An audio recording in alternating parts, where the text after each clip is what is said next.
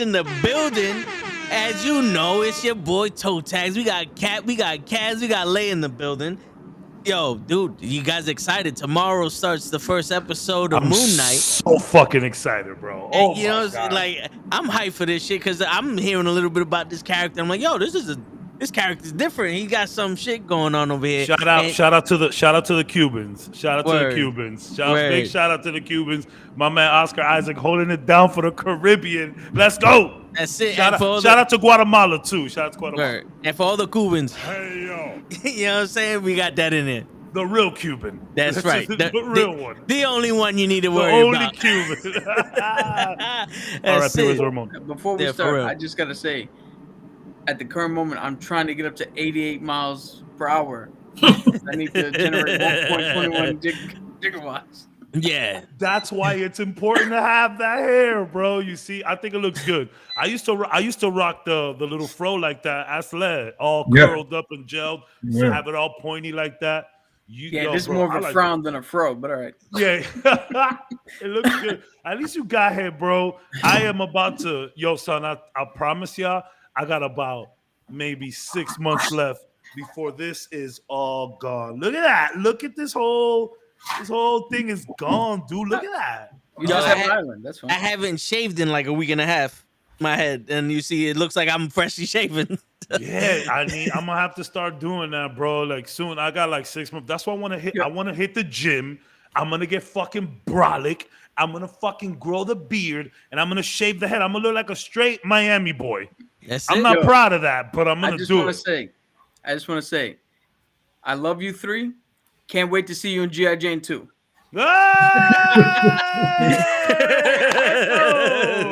No, I am aiming to be casted in The Last of Us season 2. Pedro Pascal's gonna have to do the Mandalorian again, so I got the beard that I just. Are we gonna get into Will Smith for 5 minutes? Are we gonna do it? Let's do it. Let's do it. No problem with that, man. Fuck it. This got to be some kind of fucking Disney episode. My man puts his business out in the street. I'm so glad Mimi's here, by the way. Okay. Because Mimi, back in the December Feast episode, I told you how I feel about the Smiths. and nothing has changed. I'm done. I unfollow Will Smith. Man, me too. I'm good. I'm so sick of it. I'm good. I don't care whose fault it is.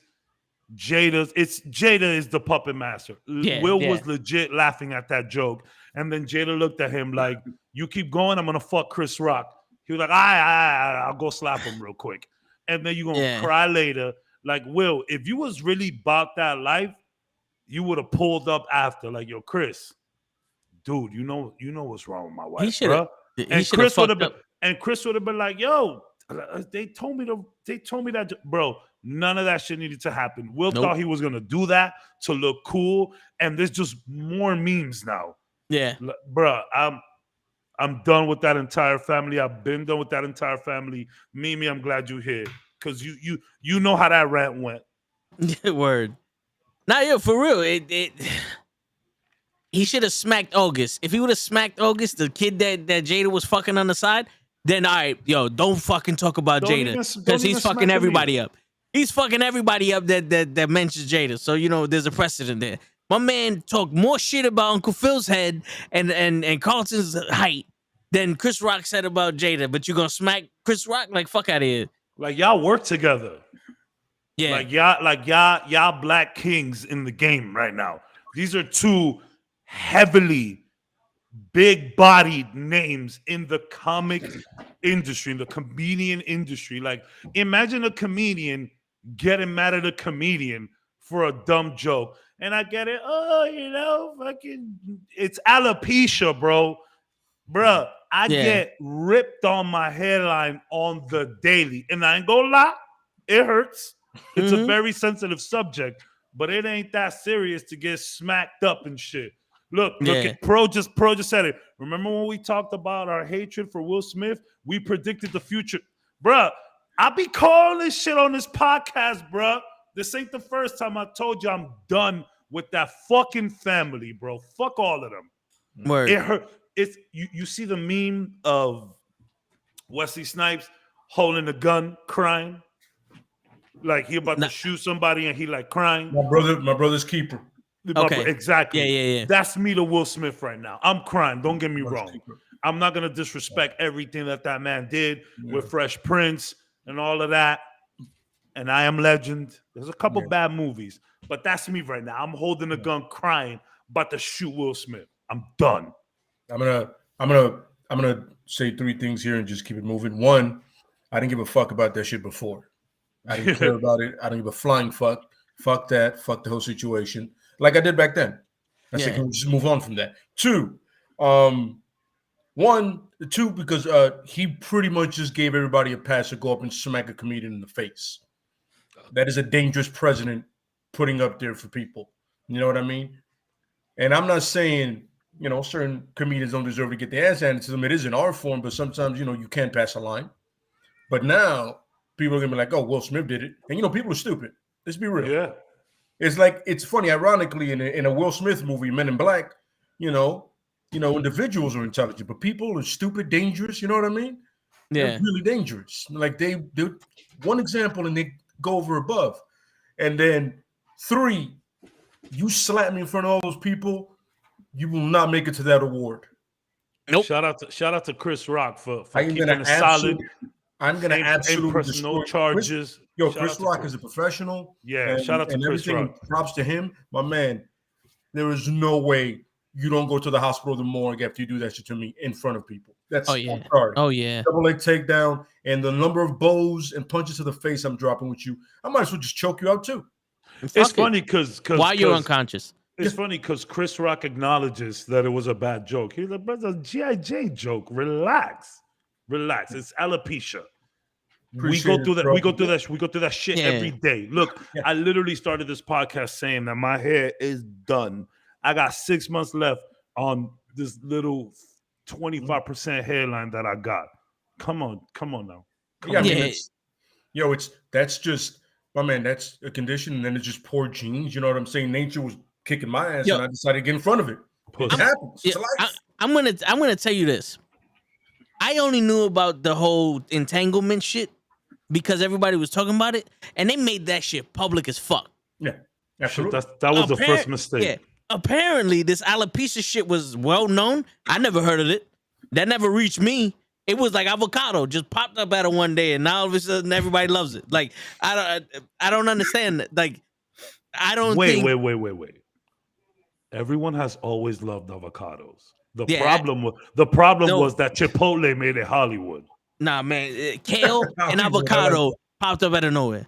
It was almost like we can make money off this shit. It's a superfood.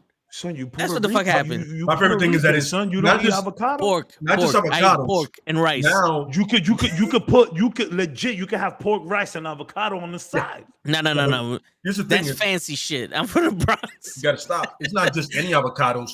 It's Mexican avocados. Yes. Avocado from Mexico. That's the lead. They have to be Mexican. I go, it's avocados fucking everywhere. What does it matter if it's Mexican? Yeah. Bro, I'm the type that if I finish a meal, like back in the day, if I finished the meal and after the meal is done, I noticed that there was avocado there and I didn't have it on the plate, I was upset. Bro, we used to eat avocado. We used to get like French bread, slab it with butter, put some avocado and a little salt. Oh, shit. That's struggle sandwich. That's a struggle. Ain't nothing. That's the thing. Like guacamole is Hollywood, but like avocados, like bro, like back in the mother country, we was growing that shit in our backyards. That shit wasn't expensive at all. We grew it. You feel me? So like, avocado ain't fancy. It's fancy. It's fancy to me. Chipotle made that shit fancy. Yeah. See, it's fancy to me. I'm a straight thug. If you ain't kill it, don't put it on my plate. Straight out like that. If you ain't kill it, don't put it on my plate. I'm a thug. You know what I'm saying? Fuck I'm not that. gonna lie. This weekend, I ordered like a little like barbecue feast. I had some ribs. I had some ribs and I had some burnt ends. You ever had burnt ends? Yeah. Burnt ends are ridiculous. It's like little slabs of like brisket, but like charred well. My God, if y'all could get your hands on some burnt ends, Get them burnt ends. Them burnt ends are so good. Yeah, I had like a feast. Nah, I really wilded out though. Like it was like $70. Like I put that on a credit card because I'm gonna need to pay that a little slow. You feel me? Yeah. Like, but bro, I had ribs, fries, corn on the cob. I did some like real like Some barbecue damage. shit. Yeah, some shit called here. It's called Tom's Originals Barbecue House, and they had that shit on Uber Eats. I said, it's that time. Done. It's that time. Yeah, but yo, I don't think you can overpay for food. You know, unless that shit was whack, then it's like, all right, I wasted my money. But if you're gonna get some good food, that bill, good. That comes secondary. Can I ask you a question, too? What's the most you ever like spent on like a weekend? Like you order like a whole weekend of Chinese. What's the most you spent on that? I know that's putting you on the spot. It's hard to think. But like on some weekend shit. One time I just ordered Chinese food for the whole weekend. It was like $60. But fam, I legit ate Friday 2 times, Saturday like 3 times, Sunday like 4 times, son. Shit. Ah, man. I don't even know. It was the bucket of rice and a little white rice. It was the chicken wings, the honey chicken. I had some lo mein. It was like a cater meal that I ordered for myself for the weekend. All right, so there was one time Cap went to work. He had to work a double, and I'm on my way home, and I said fuck it. I go to the Caridad, the Spanish restaurant. I said give me 2 T-bones, 2 T-bones, white rice, and the fucking beans, and I got the flan and shit because my pops, I think it was like $68. The woman next to me was like, "You gonna eat that shit by yourself?" The other T-bone was for my pops, but my pops don't be eating like that. I looked at her, yes, this is all mine. Don't even can I see the steak? Nope. You can't see it because then it's gonna get the air on it and it's gonna oxidize. Nah. Yeah, get out of here. Yeah, go order yourself one. Can I tell you one of the realest things ever? And shout out to the Dominican Chinese folk in New York. I'm sorry, they have Dominican in my book. They have Puerto Rican in my book. They Asian Caribbean. I don't give a fuck what y'all say. A lot of those motherfuckers speak Spanish better than we do, son. Yeah. Number 1 on 159 in Broadway, dude in the front spoke perfect. I'm talking about perfect Spanish. So, like, okay. If you order like 2 orders, I think they would give you like some like crab legs or some shit. One day I was just like, bro, I want the orders. Let me get some extra crab legs. But like, give me a lot of crab legs. Do you guys like the crab legs? The fake imitation crab legs? Oh, the ones that are like rubber. They look yes, it's not great. It's not great, bro. It's not great. But like I just got mad. Like I got like 3 bags of crab legs. I mean of crab sticks. It was not great. But like I fuck with those people. Like they're the best. Like Chinese food in New York is just something else. It's amazing. Nah, yeah, for real. I remember the one time we had Chinese food in Florida, and I'm like, this ain't it. Like you literally just cook pork and put it in rice. Like I don't know what seasoning they put in New York. There's like 2-3 spots that in Miami. There's like 2-3 spots that nail it, but for the most part, they're not nailing it. Yeah. It's like the fake. It's imitation Chinese food. And they should feel sorry for themselves. I had another thing that I was gonna say during that Chinese story, but I forgot. I'm sorry, y'all. It's been a rough end of the month at work. There's alcohol in here. Yeah, it's been rough, son. End of the month for me is kind of wild. I hear you. It's kind of wild. All right, so let's get into some Moon Knight because Moon Knight has like 86 personalities. From what I understood, Moon Knight's been everywhere. From what I understand, he's Bruce Wayne. It's 3 of them. Yeah, he's Bruce Wayne, but with split personality. He's Batman because Batman has that little split personality in the middle. That's the funny thing because he's Moon Knight. One of the split personalities is Steve Grant. I called him Ryan Grant the last time. My bad. I was thinking about old school running back for the Green Bay Packers. So like that's where a lot of the Batman comparisons come from. But his character alone, he's in the night. They're like little battle ranks, but they're like moon crescents and shit. But that's where one of his personas is like a rich guy, Steve Grant. Mm-hmm. Yeah, the rich guy that has tech and like his original suit was bulletproof or some shit. All Kevlar. So you're looking at Bruce Wayne, a form of there's Punisher in there too. Punisher in there, and then at the end of it, there's a little bit of the Question in there. Okay, you know what I mean? So he has each one serves a purpose. There's the financing, there's the mercenary who has all the skills, and then there's a cab driver who does all the detective work. He's a street level dude. You know what I'm saying? He's driving cabs. He finds out the info, and then once he becomes Moon Knight, which is usually the mercenary. He's the one that deals with all of it. So you have the finance, you have the skill, and then you have the intelligence, and it all comes together. And all right, so he has 2 personalities outside of Moon Knight, right? If I'm not mistaken, and then 3 inside of Moon Knight. So he's got 3 personalities, right? Mark Spector, Grant, and then the cab driver. Jake Lockley. There we go.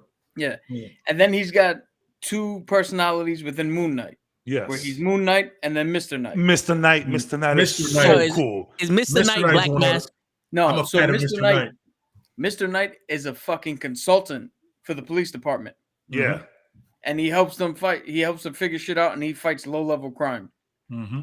And he's in I'm telling you right now, I love the Moon Knight suit, but that suit is my favorite out of both. If we could have him kicking ass as Mr. Knight, if it could just be Mr. Knight, I'm fine with that.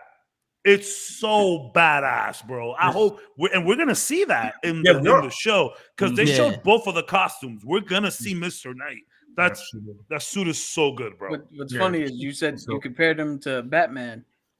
Well, he just so happens to be Batman and the Riddler. The Riddler shows up to help out Gotham PD.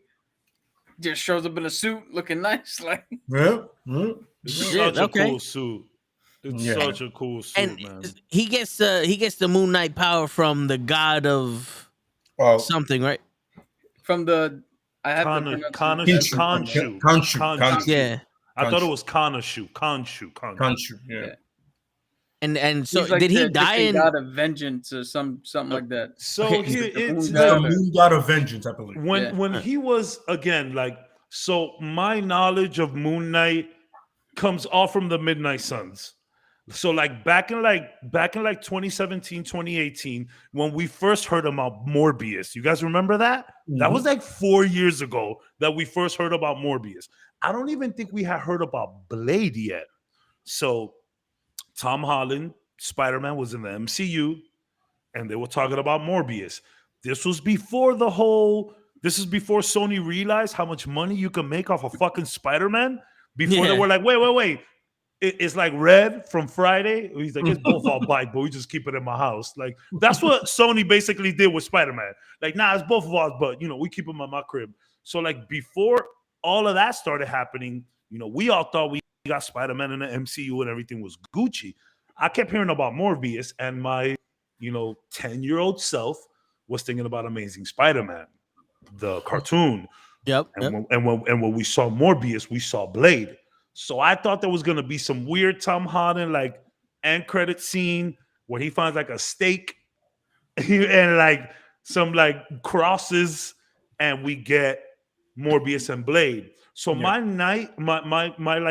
at that point I started Googling like a maniac, and that's when I got to the Midnight Suns. So most of my knowledge comes from there, but apparently Moon Knight was on some mission. He was still military at this point. Let me tell you, he got hella Frank Castle in him. It's actually pretty cool. So he was on some mission. He got with some dude crossed him, he died. And Khonshu comes to him, and Cap, please correct me if I'm wrong, comes to him and he's like, yo, I'm gonna let you live, but you need to do my bidding on Earth. And we get Moon Knight. Almost like a Ghost Rider type shit. Yo, I'm glad you mentioned Ghost Rider. I'm glad you mentioned Ghost Rider because we're gonna get into it. So I have a what's up, Flocka? I have a little bit of like a history of when he first started.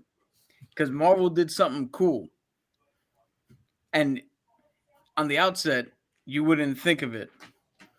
But so Moon Knight showed up for the first time in the 1970s. In the 70s, yeah. Yeah. He was fighting a character called Werewolf by Night. Yes. All right. So he made his debut, and the fans loved him. The fans are like, yo, this dude is cool. So they brought him back for Spider-Man. They brought him back for a couple of other things. And then finally they were like, fuck it. We'll give him his own solo run. And in his history, he's in the desert. He gets ambushed by the Bushmaster. There it is. That's the name. That's the name. Khonshu finds him. Bushmaster is... Yeah. Bushmaster is Luke Cage. The Pornhub it's version. the same. Get the fuck. It's the same. It's the same thing. Well, also, the funny thing, Bushmaster is really a Punisher thing, but yeah. Bushman. I think he's in the show too. You see, Cap knows the deal. This is where I was trying to get at, but he says it so eloquently. So he comes back.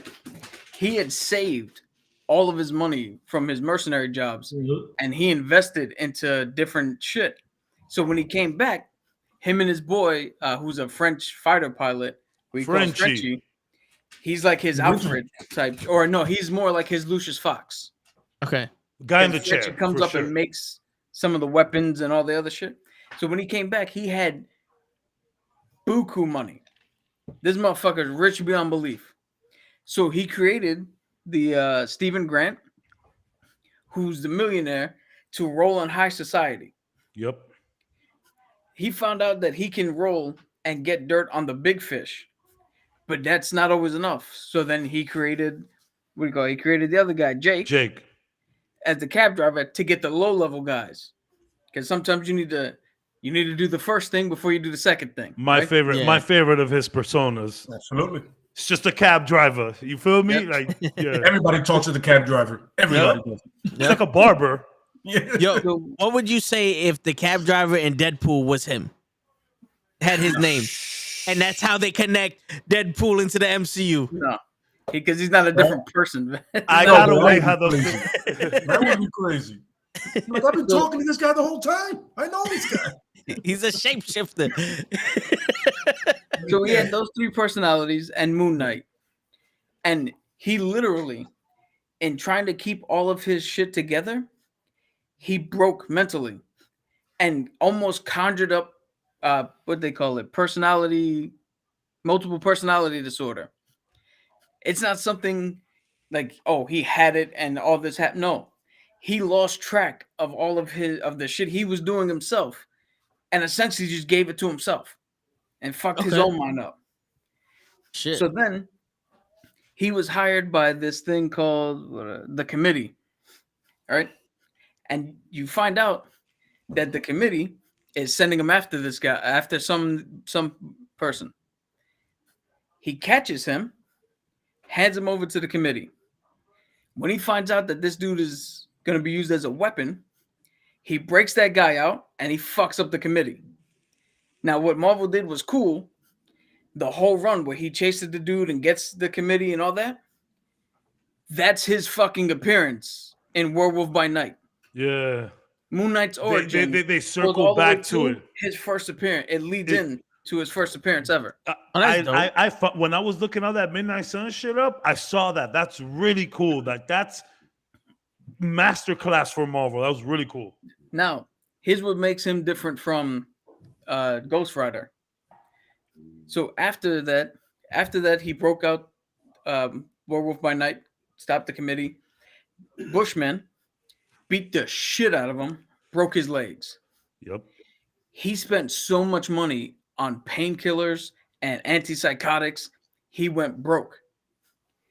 And then Khonshu stepped in, and the last company he had still under his name, Khonshu played with the fates and made that company come up with some sort of fucking some invention. Some weird tech, yeah. Yeah, that made him made him even more rich. And he finally was like, fuck it. I'm going to go to rehab. I'm going to try to get off this shit. And went back to being Moon Knight because Khonshu was like, no. I can't have you here doing nothing. I need you. So he set it up. He set up our motivations outside of himself to get him back into the game. Oh, shit. That's the difference between him and Ghost Rider, where Mephistopheles, he don't give a shit. Like, it's actually very interesting, which is like there's a lot of like religious undertones here. Like back in the day, he used to rock like that Templar like circle cross thing. Like he's bro, something about Moon Knight. Moon Knight is on a crusade. He's very cult-ish. Like, dude is, and I'm telling you, he's on a crusade to like cleanse the night. Like, my man is really trying to like recruit people, cleanse the night. Like, him and Khonshu don't really fuck with each other anymore. But like, he still is doing like his bidding. He's still like, yo, fuck Khonshu. But like, I still believe in his beliefs. So I'm gonna just do my thing. And I'm telling you, bro, this guy, Moon Knight is super interesting with all of the religious undertones and shit like that. I find it fascinating. And he's Jewish in the comics. So I would love to see what they're gonna do here with Oscar Isaac. What makes that particularly interesting is the whole Egypt thing. Correct. You can get into any religion. You can get into the religion that the ancient Egypts had. And the fact that he's a Jewish character, the whole shit with the Jews in Egypt back in the day with Moses and parting the Red Sea and them being enslaved. Yeah, the language of the slaves. That, if done correctly, can be fucking broached upon. So, I mean, you're not going to have a moment like Falcon or Sam Cap turn around like, you need to do better. But you can definitely touch on that history, hopefully, in a good enough way to explain it and not exploit it. We're gonna see Blade in this series. You think so? Pie in the sky. You know, always got that pie in the sky. This is true. We're gonna see Blade in this series. Are we gonna see Spider-Man? We might see Ghost Rider. Yo, dude, ask Toe Tag. You want it so bad, Cap. I know you want it so bad. So wait, hold on. Before you go, if we do get a Ghost Rider, will we get Johnny? Will we get Ketch or will we get Reyes? So I think they might do what they did in season 5 of S.H.I.E.L.D. Might be Reyes. Where no, Blaze comes up first. Blaze, okay. And it just might be, it might not be an actor. It just might be the writer shows up for something. Correct. And it's Blaze. All CG. Yeah. And then it transitions into, you know, somebody else take over. It doesn't matter. Because there's hella rumors that he's gonna show up in Doctor Strange. It would be cool if Robbie shows up in this to bring Robbie Reyes into the MCU. Love proper Robbie. And not just S.H.I.E.L.D. That would be cool. But I don't see why that connection would work. Where Blaze is a better connection point. We got a really good question in the chat. Any concerns with the initial Rotten Tomatoes rating of 77 for the show? Now, in Rotten Tomatoes, 77 is not as bad as people think. On average, Rotten Tomatoes is giving shit 70.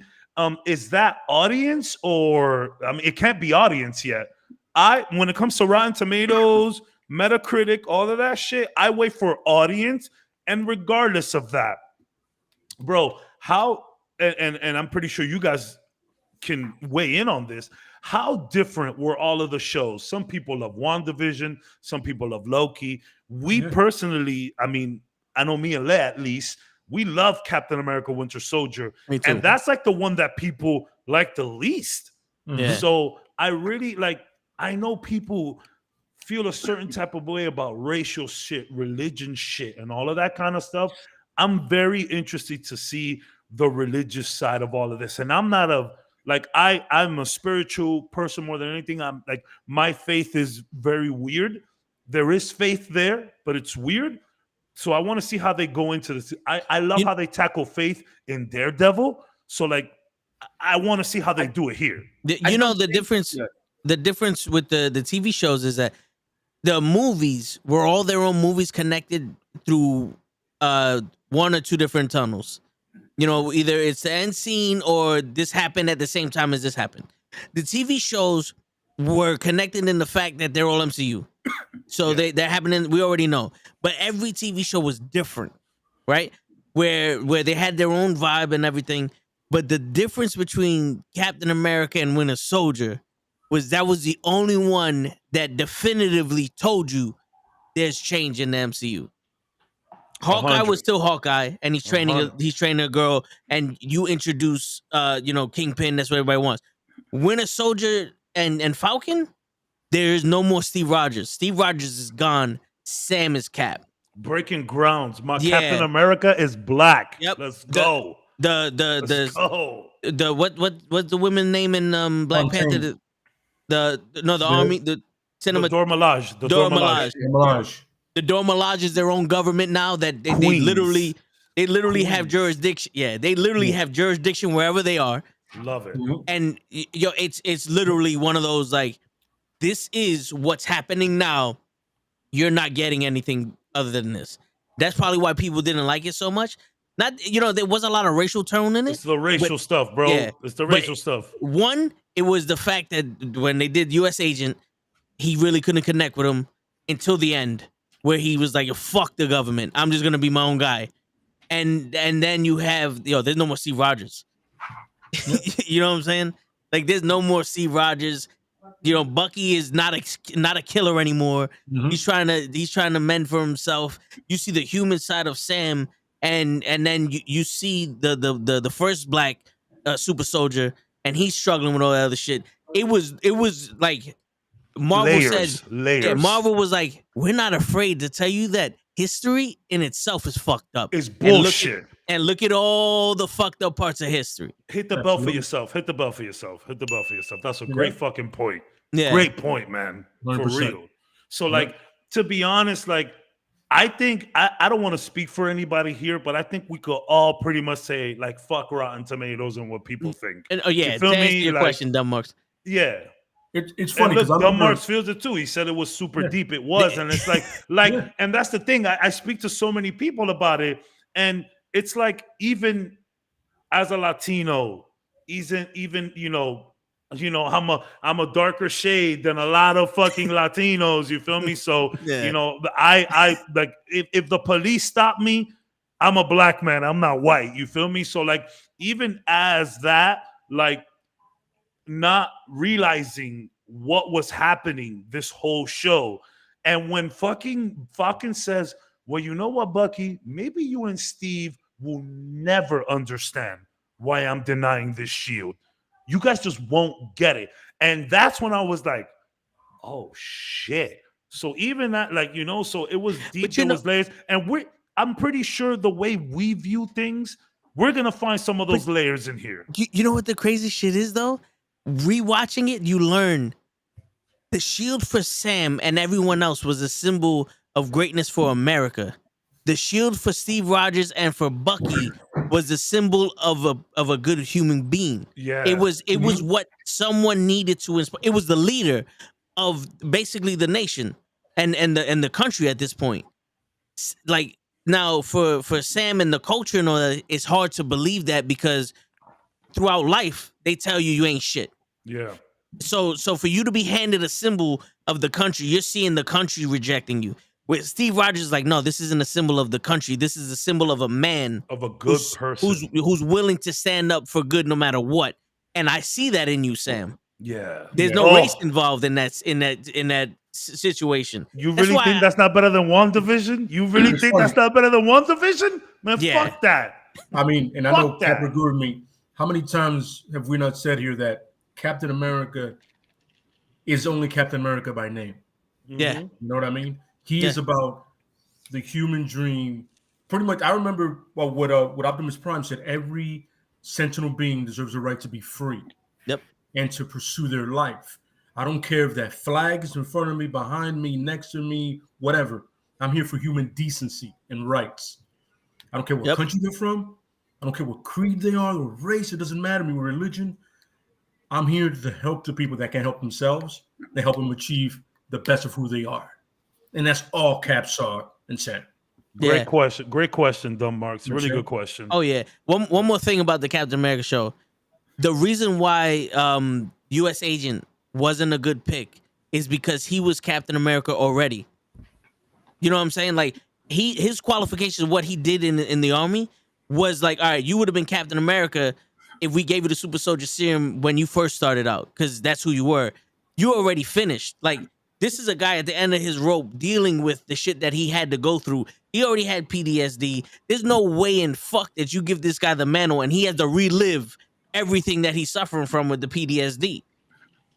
You know what I'm saying? Like, you gave somebody on paper that matched Steve Rogers. The problem was Steve Rogers was going through it and became that man. Yes. Where this guy was already that man and ended, and now you want him to do it all over again. He skipped what made Steve Rogers Rogers. Yeah, it's like 100%. It's like fight Tyson, you live. Now we want you to fight Tyson again. No, I'm sorry, bro. That's not happening. You know what I'm saying? One and done. I like my ears. but yeah. Another thing Dumb Mark says, which is like what I'm also looking here, interested in how they tackle the mental health disorder, given it's only 6 episodes. You're right. There's going to be a lot of, like, is there going to be maybe too much character building? Are we going to see the other 2 personas? Will we see the cab driver, Jake? Will we see the rich guy? So that's what I was trying to say the other day, but I kept calling him Ryan Grant. Again, wrong name. Sorry. Like, are we going to see these people? And it's like, with 6 episodes, I mean, Marvel has shown that they could do a lot with these 6 episodes. You know, I'm confident that they'll do enough. But yeah, I'm with you there, Dumb Marks. I really want to see how they tackle this mental health shit, man. It's like, this guy's nuts. He ties himself at bed on the bed so he doesn't go outside at night. He leaves salt or whatever it is around his bed to see footprints if he left. That is crazy to me. And when you guys first asked me a couple episodes back, like, yo, did you see Moon Knight? What do you think? That's the first thing that popped out to me. This guy's really going through some shit. So, you know, we've had heroes in the MCU deal with their mental stuff. Yeah. But a mental disorder, I don't think we haven't had that. So I would love to see how they do it.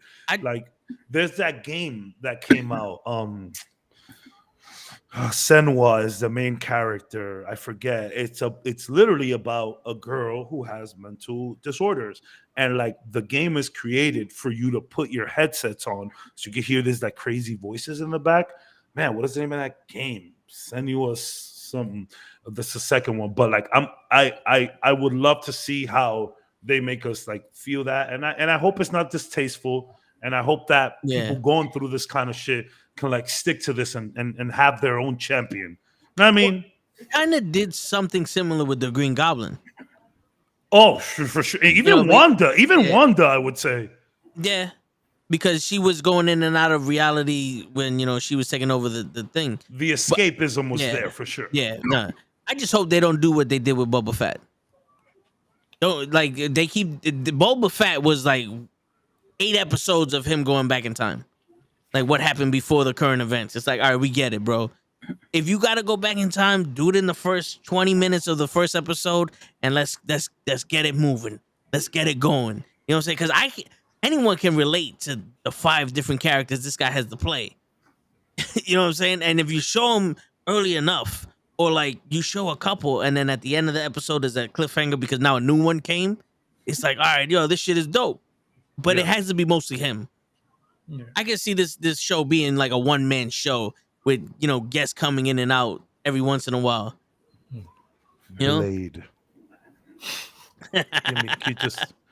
Man, I just got so excited about this guy. I don't never know how to pronounce Marshala. Got it. So I'm just so excited to see him. Wesley Snipes gave him the okay.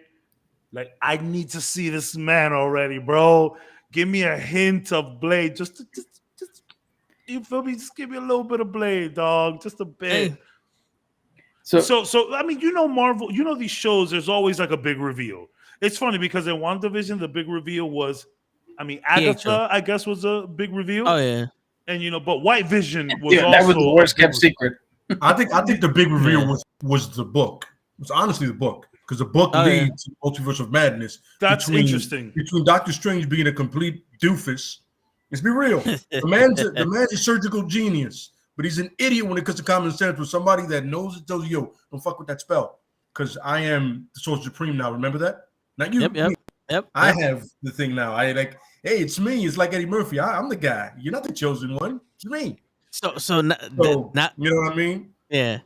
Who will we see in the show? Who will we see? Real quick, the argument now is who's the bigger asshole, Peter Quill, Doctor Strange, or Lady Enchantress? Enchantress? Sylvie. Yeah. Okay. Yeah. So now in order of what's going on. Yeah. Of what's going on right now. Yeah. It's Doctor Strange, Sylvie, and then Quill. All right. subtle. Yeah. No, I agree with Lay, except for one thing. It's Quill, Doctor Strange. Well, what happened with Quill? What happened with Quill is over. What happened with Quill is over. Yeah. Now we got to deal with Doctor Strange not understanding how the spell he's throwing out there works, and Peter Parker now shutting his fucking mouth. Like, yo, shut up, man! I'm trying to focus. To be fair, I've been thinking a lot about this. Go ahead. I just want to, before I forget, I just want to say, I have a little bit of a manage expectations when it comes to this show thing. So when we circle back to Moon Knight, I'm gonna. Sure. I would like to, like, again, the MCU has people always showing up. These shows we've had some. Hawkeye, we had Kingpin, fucking Winter Soldier really didn't have any. I mean, I guess you could. U.S. Agent was. We had the Black Widow sister showed up in Hawkeye too. True. Yeah. That was a big one. Is anyone showing up here? Is anyone showing up here? She's awesome. I'm not gonna lie to you. I want Blade real bad. Oh my god! But to me, Ghost Rider would make the most sense because Ghost Rider, how similar they are. To me, that makes sense. That makes so much sense. You know what I mean? Would a reveal of a bad guy be sufficient? Well, that'd be interesting. It depends on the bad guy. Like if you have a bad guy that it deals with both Moon Knight and Ghost Rider, Moon Knight and like Blade, then who could besides Kingpin? Who can? Mephisto confirmed. Oh, you love it. Mephisto's a big part. He's a big part of all of that Midnight Sun shit. You know what's funny? You could do Nightmare in a way. You could, because the reason is Nightmare would fit in to the Multiverse of Madness too. So in a way, you can segue him, especially him and Ghost Rider, because Doctor Strange and Ghost Rider and Nightmare have always had this like switch and dance partner thing. You know what I mean? Yeah. You could do Nightmare. It would make sense, but what Cavs was saying, the Midnight Suns, they have their own like main villain. I forget the woman's name. It always escapes Lilith. me. Lilith. Yes, exactly. Now you could have Nightmare work with Lilith, and then if you're smart, you'll branch that off to where Moon Knight, Blade, and all these people have nothing to do with everybody else. Me and Cap laughed at the same time at that comment. Listen, look at that luscious hair. Listen, there's not much great hair on this podcast, so we're living through that. Yeah. Let them locks flow. Go ahead, give us a little Baywatch. I got you.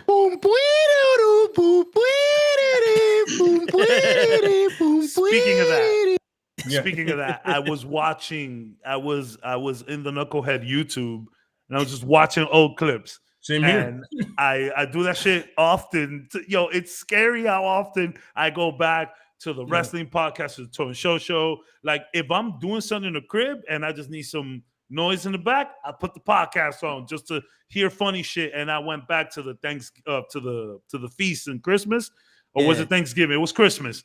And I saw us rubbing our faces on shit. It was great. That is such a good video, man. Oh my God. Word. Give me a sec, y'all. Flocka, he's trying to get to 88 miles per hour so he can go back in time. Absolutely. So, Lay, all right, you was talking about the chick and Nightmare working with her. So she's pretty much the Midnight Suns, from my understanding, please correct me, you know what I'm saying, I'm not fully, you know what I'm saying, knowledgeable in it, but the point is they were made up pretty much to counterbalance anything that has to do with her and her evil trying to get into the world. They're all like handpicked, apparently. You know what I'm saying? They're all picked. These people specifically picked, and it's funny because a lot of them aren't mainstay people. It's really random. It's extremely random. Like if you see the first couple of ones, you're like, I don't know who you are. I don't know who you are. Why are you here? This is weird, you know. But in a sense, is they use them to counterbalance whatever evil she has, because she has her minions too. You know what I'm saying? Yeah, they do that. And like Oscar said, Oscar Isaac has no idea about these people, but he has to have some kind of idea because he really picked people that are in the Marvelverse now. In a sense, he picked Daredevil, he picked Ghost Rider, he picked Punisher, and he picked Blade. If you think about it, Midnight Suns, that makes more sense because all of these guys mostly operate at night. Yep. All of them. You know what I'm saying? With himself included as Moon Knight. You know what I mean? So it would make perfect sense for it to be like Nightmare or Lilith, or maybe, you know, something between them. That would make the most sense, because I'm saying it, you don't have to have Blade in these people in the Avengers. The Avengers are already assembling with something else. They have Shang-Chi, they have all these other people coming, right? All you really have to focus on is you can have two different divisions going at the same time. You're fighting it on the space level or whatever, and these people find it on another dimension. The mystic level. Mystic level, like that. Like we're fighting mystically, while you guys are taking care of what everybody else sees. We're doing the shit that nobody sees, but it's as important as what you're doing. If like you're smart, all that multiverse stuff. Yeah, if you're smart, if you're smart, you can do this at the same time and drop the double amount of movies, one after the other. One that's mystic, and one that's the regular ones that we all know. Then we keep it ground level with Captain America 4. So we can have all that space shit going on, all that time travel stuff going on with Thor, and you know, with the I heard that we're getting some Nova stuff coming on, and the Guardians, and then we got the ground level stuff with Young Avengers and fucking we were just saying it right now with Cap 4 and Bucky, and then we have all the supernatural mystic shit, which like son, like it's there. Punisher was once upon a time a member of the Midnight Suns.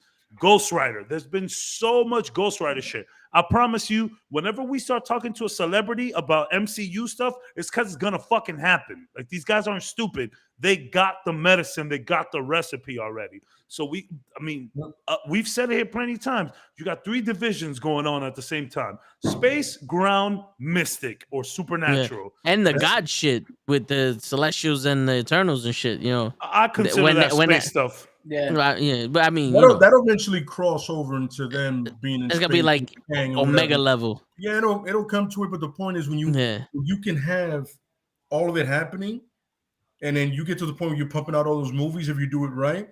Yeah. First of all, rest in peace, DC. It was fun while you kept. You know what I'm saying? It was a great effort. We appreciate it. Keep pumping the movies out. We're gonna go watch them. We're watching them. Yeah. But we're just saying is, y'all way behind it. If Marvel starts doing that, it's over.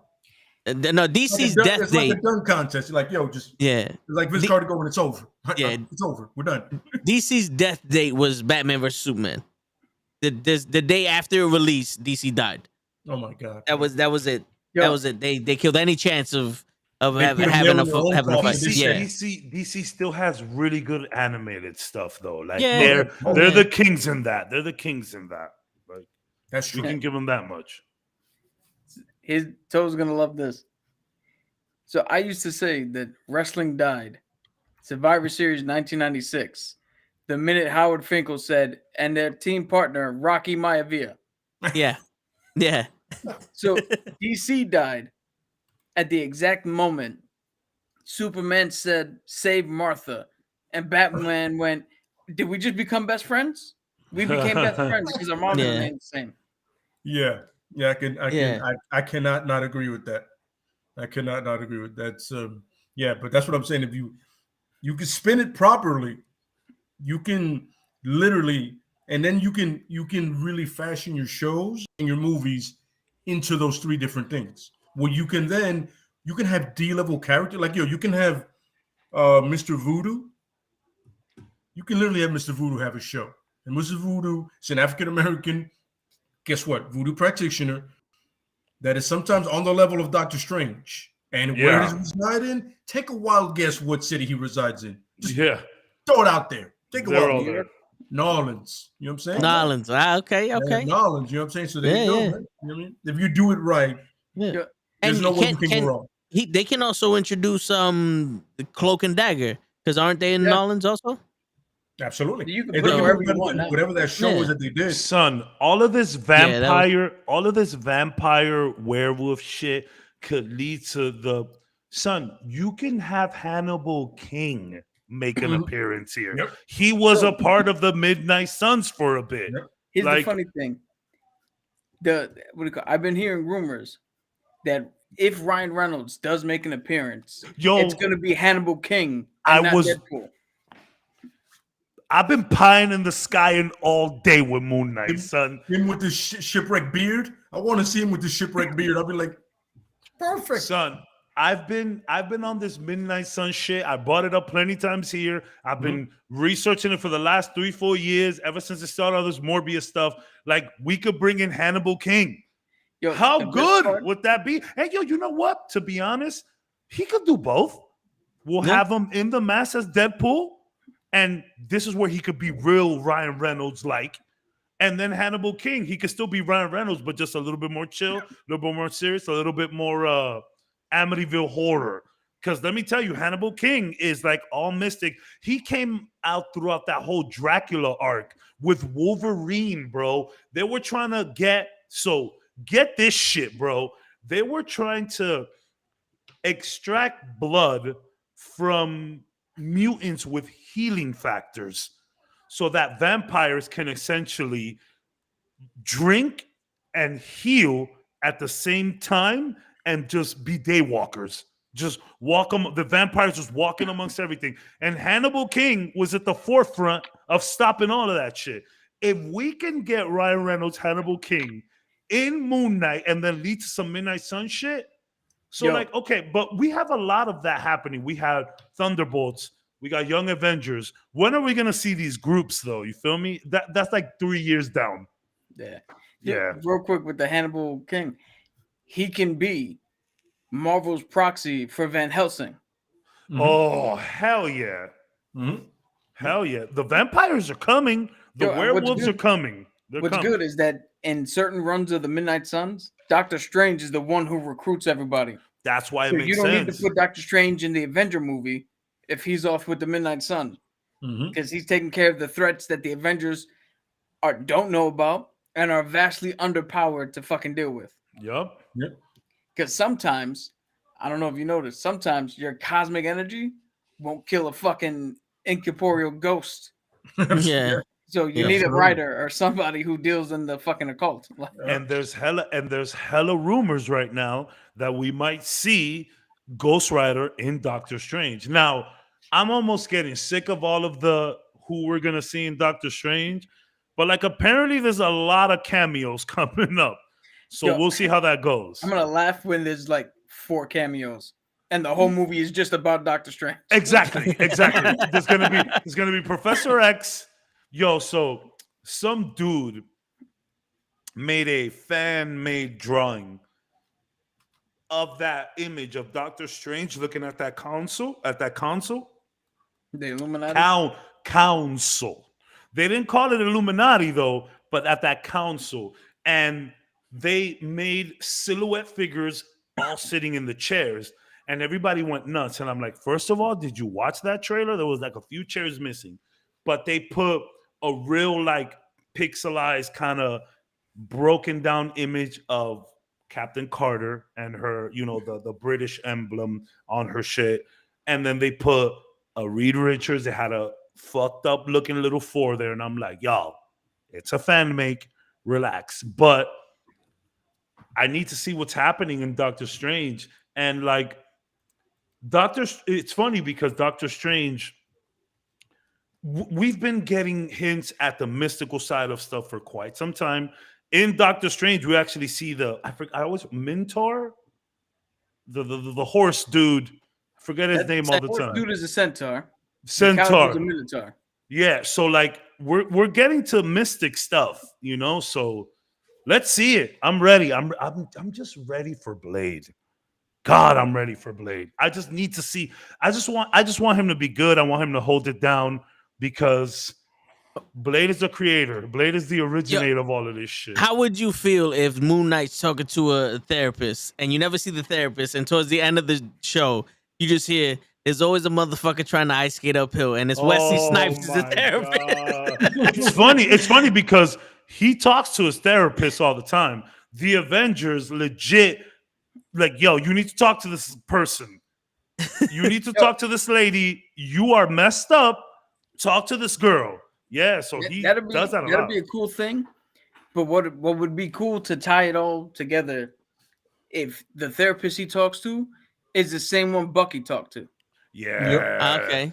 Because that way, for the shows, at least that'll give a connective tissue without having to overtly be like, no, he's. So what if Wesley is the guy that helps Blade out? I would love for him to be Whistler. Yeah, absolutely. Think about it. Wesley Snipes is the one who trained Mahershala Ali to hunt vampires.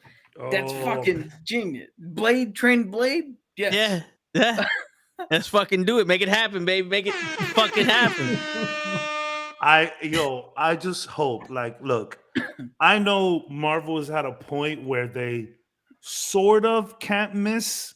Like, there's just too much connected shit going on. There's too much multiverse stuff going on. Like, whether it's a good or bad movie is going to be at least enjoyable. I just want some good Blade stuff. I mentioned it here so much. I love the dark trench coat. Like, I just want, oh my God, Cottonmouth, give it to me. Pause. I want Mahershala Ali in the old school green jacket with the snow goggle fucking glasses. With the English accent. Yo, just one. Just early on, like the opening montage, it's him looking like that. And then when we cut back into the movie after the title, he's regular Blade. They gave us that in Luke Cage season 2. So that's the thing. So the only thing that does kind of like bring me back from all of this like thinking off and shit. So if it is, well, I mean, they confirmed that it was Blade talking to the Black Knight. They had a separate team called like B13. They were out in London and they were hunting vampires. So of course, Blade is whatever you got Blade doing, vampires will be involved, of course. So like if they go that route, whatever, but I really like, man, there's just too much buzz about the Midnight Suns right now. And again, like I keep saying, we've had buzz of many teams. Miss Marvel's about to come out. I think when this phase is over, what we at, 4 or 5? Who knows? Like when 4 is over, I think 5 branches out to all of these groups. Well, and then maybe we can. Dangerous. 5 might be. Phase 5 is dangerous because we can't see phase 5. Oh God.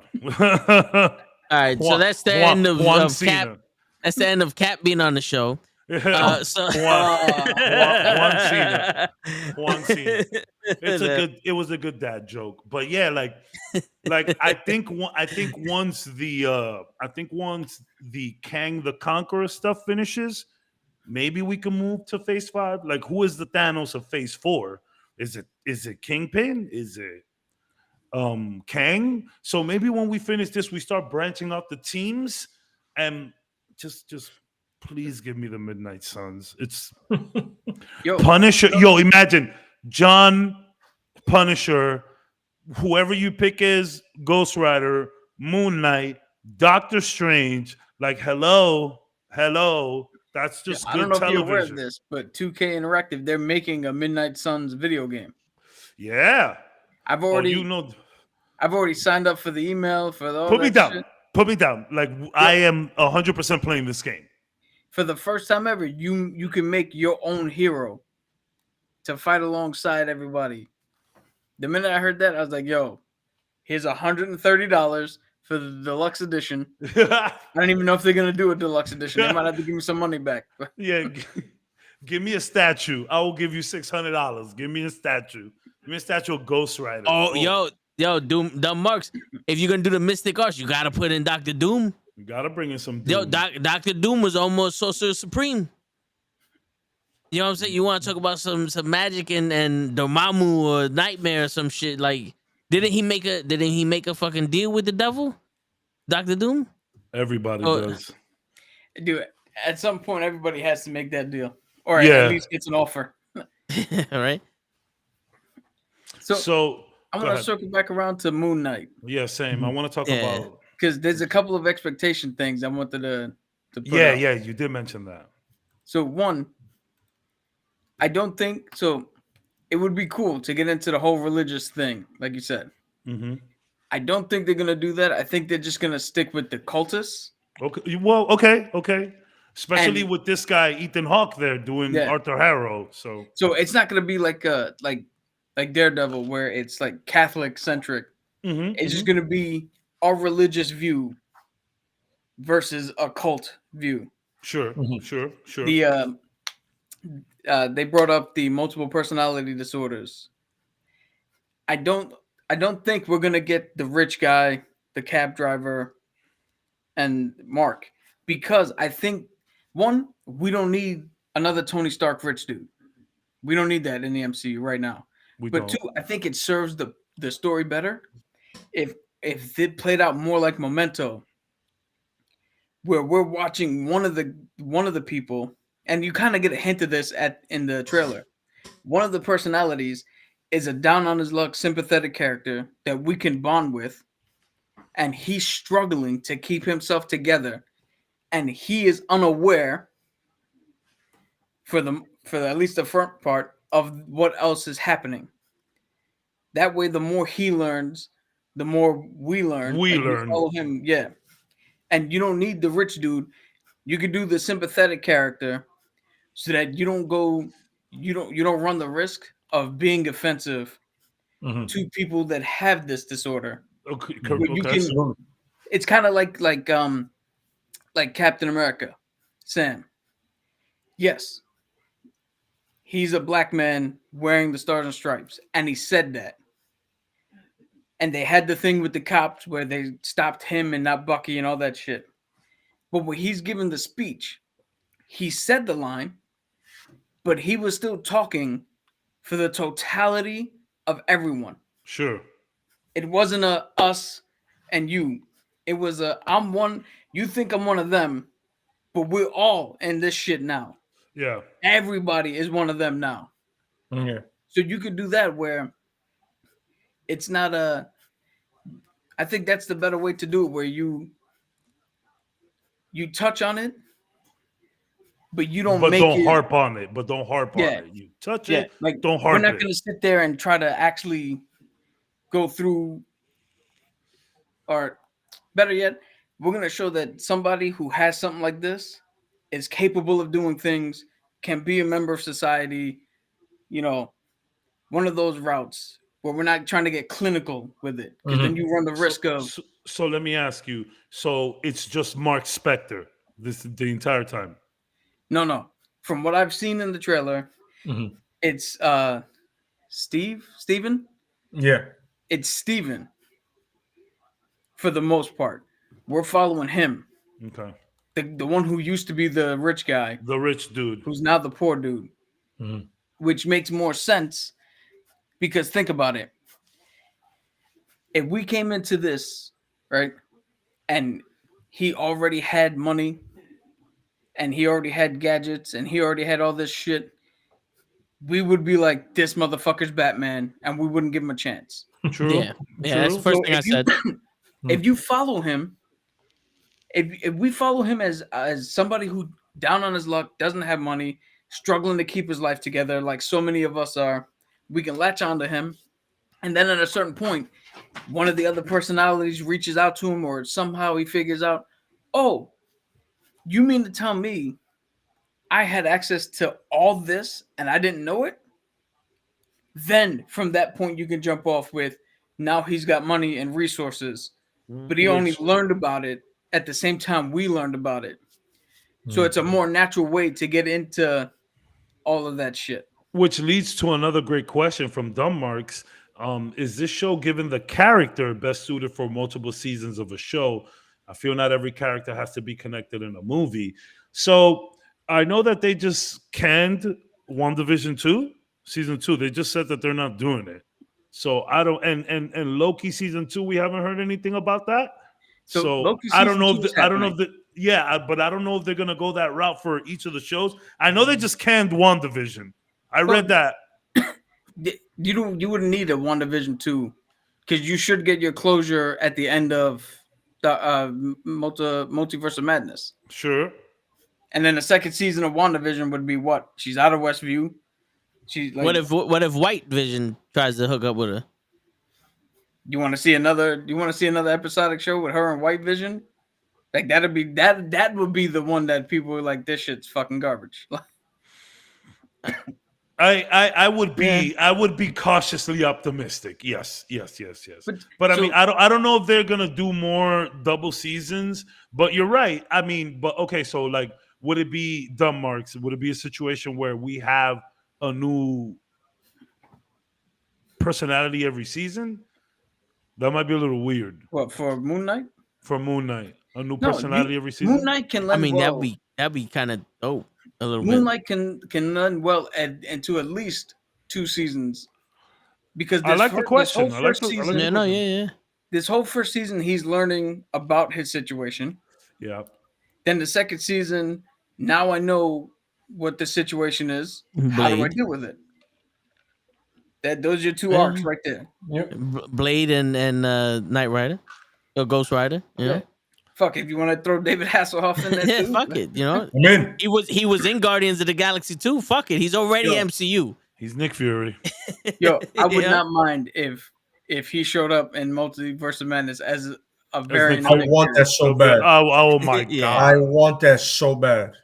I want him in some weird scene where he's singing karaoke.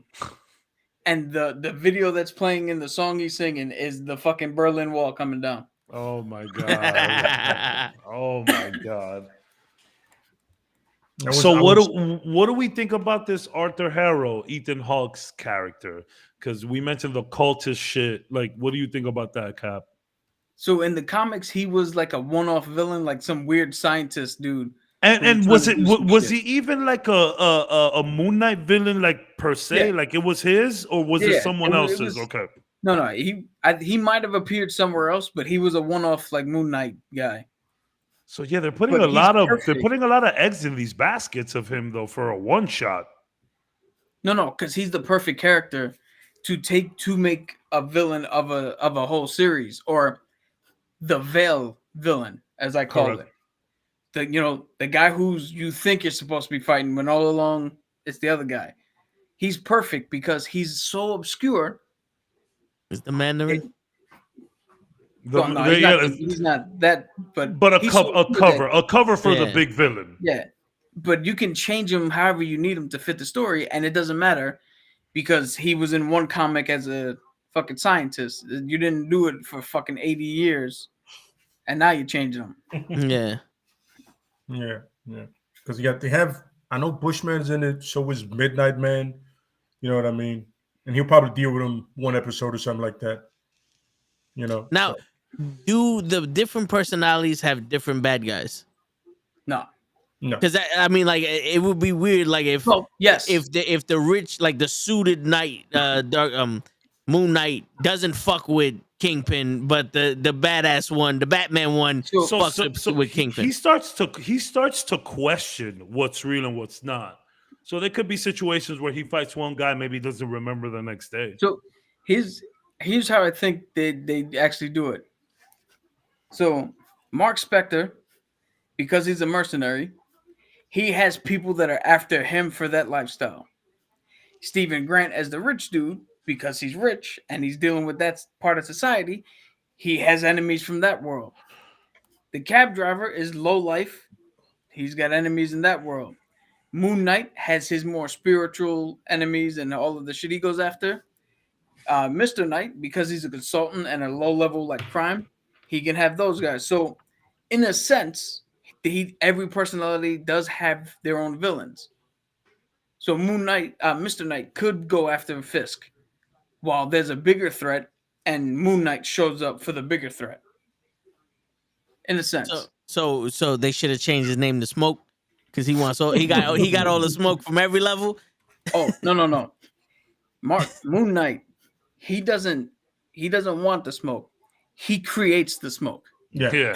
He has a smoke machine that he is the smoke. Yeah.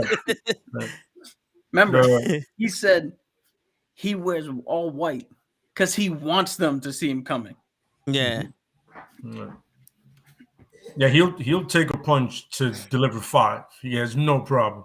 And Moon Knight has no problem taking you out. Moon Knight kills. The biggest difference to Batman, Moon Knight will kill you. He will. I think Moon Knight's crazy enough that he'll take 5 punches to throw 1. Oh yeah, absolutely. He would have welcomed Will Smith out there. It's like, no, come on, hit me. Go ahead and do it. He would have made 16 more jokes after that. So what are his weapons? Cabs mentioned the crescent sling blades or whatever. The moon arcs. The moon arcs. He has the moon arcs. He has a copter. He has the moon copter, he has a plane. which is where a lot of some of the Batman parallels come to play. Yeah, he has a plane. He has a grappling hook. Sometimes he has like some weird staff crescent thing. Mm-hmm. It's literally so Frenchie is like like I said, his Lucius Fox. His Lucius Fox. In the comics, Frenchie builds his fucking weaponry. And the copter. Let's not forget, Moon Knight has no powers. Okay. The only thing he has in the comics is Mark Spector is a world-class championship boxer. Yep. He might not have been a boxing champion, but he's at that level in his skill. Okay. He knows, and then everything else is military. Yeah. He's stealth, military trained with guns and stuff, with tactics. Yeah. He knows weak points of the body. Yeah, that's something they specified. So he's not a god? He didn't get his powers from a god? He just got survived? There are moments when the moon is full that his speed and strength are enhanced. And at night, he's stronger, better, faster. When the moon is out, he's OP. Morning time, you're not gonna see him much. That's what the cab driver is for. Yeah. So if we do get if they're not gonna do everything in terms of his personalities, I would at least like to see Jake, the cab driver. I feel like that's a good way to connect us to the screen and shit. Like Cap said, maybe we don't want that rich guy. We've seen Tony, we've seen Bruce Wayne. Like everyone's rich, right? Yeah, Reed Richards is going to come through. So maybe we see the cab driver. I would love to just see something like that. I have a better way to do the rich thing. Instead of overtly being like, well, hey, just so you know, I own 15 fucking companies and publicly traded stocks and Bitcoin and Doja Cat or whatever the fuck they call that shit. Basically, don't be Danny Rand. Yeah. Instead of doing that, Mark Spector can tell him, hey, I have weapons caches hidden all over the world. And if you ever need something, you can go in here. There's money, there's weaponry, there's and he has those places up. That's where he can get his resources. That I think would be a little more dynamic. Yeah, what? Because you can have him travel anywhere. And if he's close enough, shit, I need something. I know where to go get it. And he can go get it that way. And you won't have the pretentious, rich fucking guy. What if he perceives the rich guy as a dream? Because you know how you say he doesn't know reality?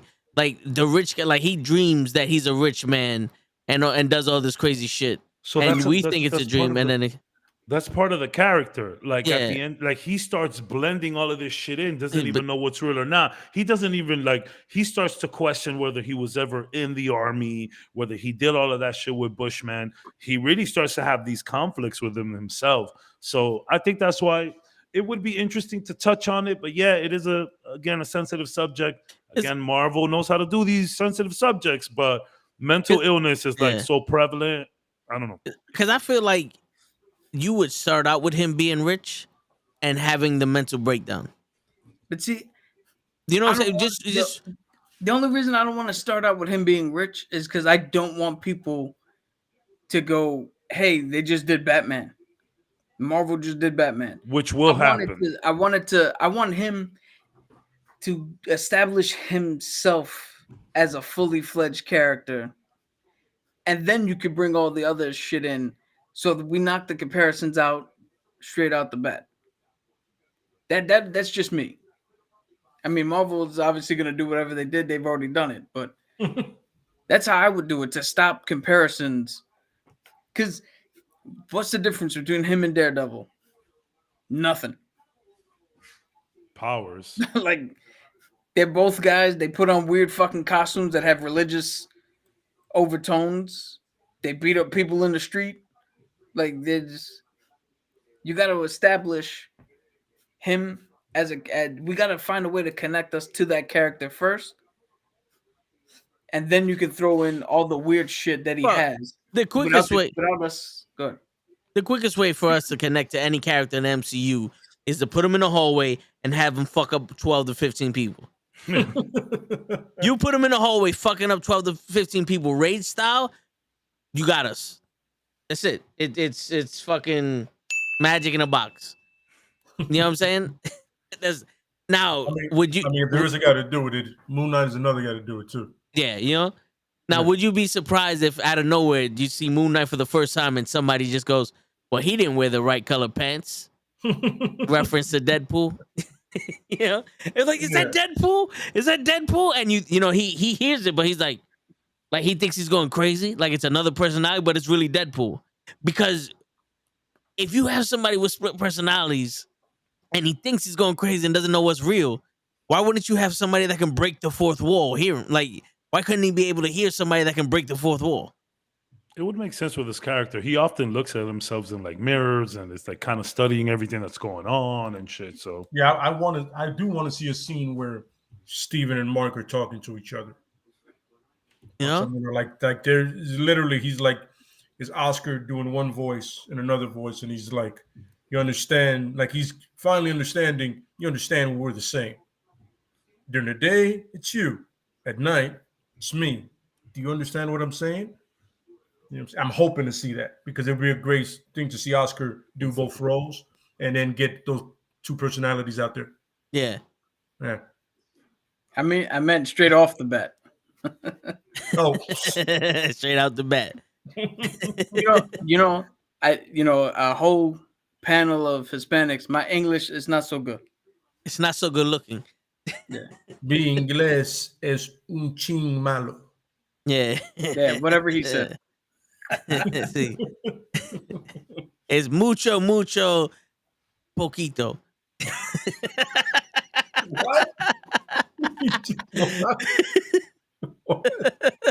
There you go. You know, establish that right there. Yeah. But it should be an interesting whole thing. I hope he gets to use his crescent darts, which is hilarious, because they're not like the thing he throws. There's a scene in the trailer where it looks like he grabs it off of his, because you know how now the suit wraps around him. It looks like he grabs it off of the thing and can fucking throws it. Yeah. Then he's like, he catches it like Blade catches his glasses on some. Which, by the way, I absolutely love when Blade catches his shades, especially in part 2, because first of all, Whistler throws them and they look like they have to weigh at least 5 pounds, because he goes instead of just flying somewhere. He goes. I'm like, wait, what? That's some heavy shade, bro. Yeah, but I think they're both in his chest, and he takes them out. That's how he uses them. That's kind of dope. Yeah. So Moon Knight often says that he can't die. Is that because Khonshu will resurrect him? Yeah, Khonshu won't. Khonshu needs him. Yeah. Mark doesn't need Khonshu. Khonshu needs him, and he won't let him go. What does Khonshu need him for? To enact his vengeance. There's a little more to it than that, but essentially, something happened with Khonshu, and he's like, I need somebody to go kick the shit out of everybody, and he just so happened to pick Mark, And now, until Khonshu's satisfied, Mark's got to go kick it. Mark's got to go up on stage and slap Chris Rock until Khonshu is fucking ready. Hold on, wait. So basically, Khonshu is looking for the Punisher, but goes, he's got his own thing. Let me get somebody else. Like, because that seems like if the Punisher was Moon Knight, Khonshu would get his rocks off every night. Like my man would be in a gaming chair watching Punisher, just sweating. Ma, turn off the fucking the vacuum. I'm streaming here. You know, because like that seems like you want somebody to go fuck people up. That's the Punisher. But he picked a mercenary who was dying in the desert. Okay, but all right. So what if the Punisher is the drop in this show? Oh boy. They have a really. There's gonna be a drop. There's gonna be a big drop, and it's either Blade. It's gonna be. I hope it's either Blade or Ghost Rider or Punisher or. I hope it's not Squirrel Girl. I hope it's not like Doctor Strange though. Like Squirrel Girl. Wow, that'll the be most OP character in Marvel history. She fucked up Thanos. Yo, no, she fucked up Galactus. Shit. Yo, I love how they do it every time. She shows up, they cut away, they come back, and the motherfucker's on the ground like, oh, what happened? Little did you know the power she summons a fucking celestial and just beats the shit out of everybody. We think that she's just like fist fighting them and jumping around like a squirrel. All of a sudden, you look at her, she's summoning the god of squirrels. And a massive acorn falls out of the fucking Groot comes out. No, I want to be like one of those Street Fighter combos with the Akuma combo. The lights go out. You see the thing all of a sudden. The raging demon. The raging demon. Yes. Great name, by the way, for a movie. Or how we called it in the hood. Lights out. Lights out. Yeah, pretty much. Yeah. You know, all of a sudden she's on some. I'm reading a lot of first impressions. There is mixed impressions, but I like this one right here. I've watched the first 4 episodes of Moon Knight. It's unlike anything we've seen before the MCU. It's a psychological thriller with a touch of Indiana Jones. Love that. It kept me on my edge of my seat the whole time, and Oscar Isaac delivers a mesmerizing performance. Now, hold on. Which Indiana? Because if it's Crystal Skull Indiana, then man. You know what they mean. You know what they mean. Raiders, Temple. You know what they mean. But yeah, I mean, I am seeing mixed reviews. Some people are completely saying, hey, this show doesn't even need to exist. And it's like, do any of the Marvel shows need to exist? See, that's when you get a reply, fuck you. Like, do any of them really need to exist? I don't think any of them need to exist, but thank you that they're here. Yeah, this is what I don't understand. There's nothing in this world, or not, let's say nothing. There's very little in this world that needs to exist. Exactly. And you know why I say that? Because people lived for hundreds of years without a bunch of shit just fucking fine. Yep. And until the wheel came along, they fucking survived. Yeah. Did that need to exist? Maybe that's the one thing that, like, one of the things that needed to happen. But other than that, like, the wheel and fire. Everything else, here's the arbitrary. Thing. Swimming pools and soda and porn and steak. They need to exist. Not in that order. Nah. But like the thing, like swimming pools. Do swimming pools need to exist? No. Millions of people don't have a swimming pool, and we're fucking fine. But they're great. But So for what the fuck is with this? It doesn't need to exist. What for? What? All right. Yeah. So Cap, let me say it in a language they could understand, dude. All right. So you peanut brain wall looking motherfuckers, you eat lead on a Tuesday afternoon. Go fuck yourself. That's what Cap's saying. Go fuck yourself. You know what else I saw? It says okay, Moon Knight first review. New Marvel series is a dark, bloody Oscar Isaac acting showcase. Okay, sounds good to me. Critics say the series has received mixed reviews, with some critics praising its star's commitment and others taking issues with its convoluted story. Hello, Do you know Marvel? What isn't convoluted in Marvel? Just because you can't keep up doesn't mean it's bad. So again, always be careful with reviews and people's opinion. I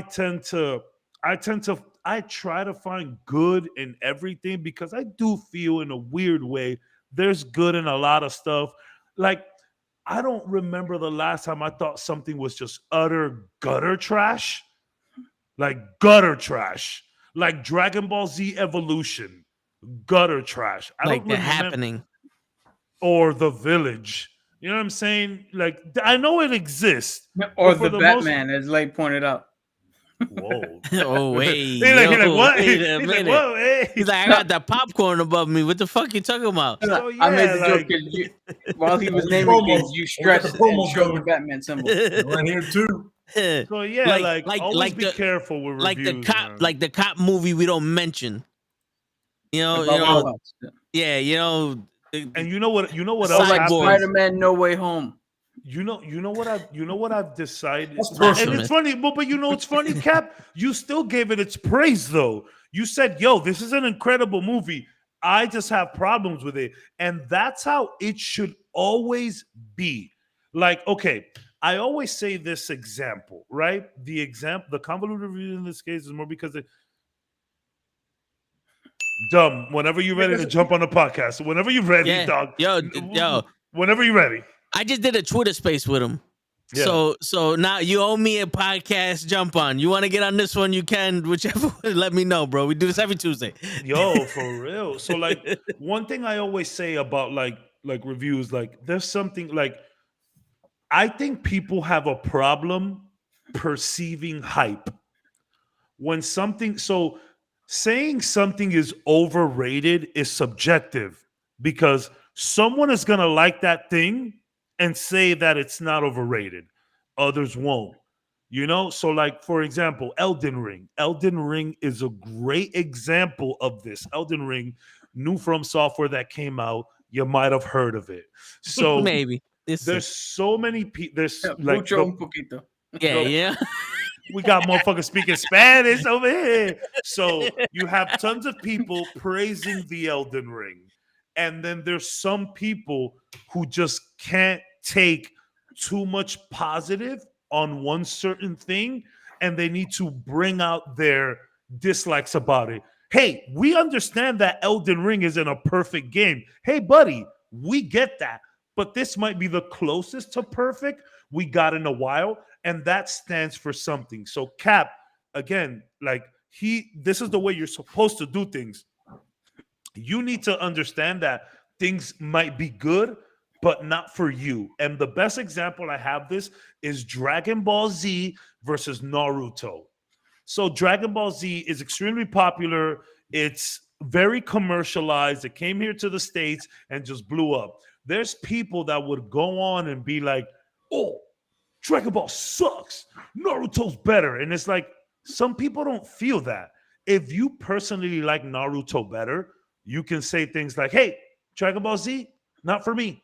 I'm not a fan of 3-episode exposition while we're fighting. I'm not a fan of that. Yeah. Because Naruto gets to business. They get this. So, like, you can say that. So, like, to me, if you say something like, hey, Dragon Ball is not for me, I like Naruto better, that's one thing. But if you say Dragon Ball is trash and then talk about Naruto is better, that seems a little bit more trolly. And then the more you say it, it's like, bruh, everything can coexist. Everything can exist. Like, what is the issue with that? We can play Elden Ring and we can play Horizon. We can watch Dragon Ball and we can watch Naruto. Demons. Yo, my bad. I'll let you go after this. No, okay. The Pro Wrestling Podcast. He has said it many times on here. He doesn't like anime because all of the exposition mid-fights and all of that shit. Demon Slayer is that. Demon Slayer is all exposition mid-fights. And it's one of the most incredible animes I've ever seen. There's only a few exceptions to your rule, Cabs. John Cena, the new RoboCop movie, The Happening, and veganism. Now, to answer Dumb Marks. I respect vegans' willpower, bro. I respect vegans' willpower. I hear you. But you know what? Fuck that. Dumb marks. We can fit up to, we can fit up to 10 motherfuckers on here. So there's 4 you. Yeah. Bring Rand, Dan, Tan, Ryu, Ken, Steve, and whoever you got, you put them on here. We can fit up to 10. We got Show who doesn't show up. So that's 9 by my count. So welcome. Even the immortal Iron Fist. Yes, that motherfucker too. Let me ask you a question. Let me ask you a question. What's up? Let's say you were to be forced to veganism.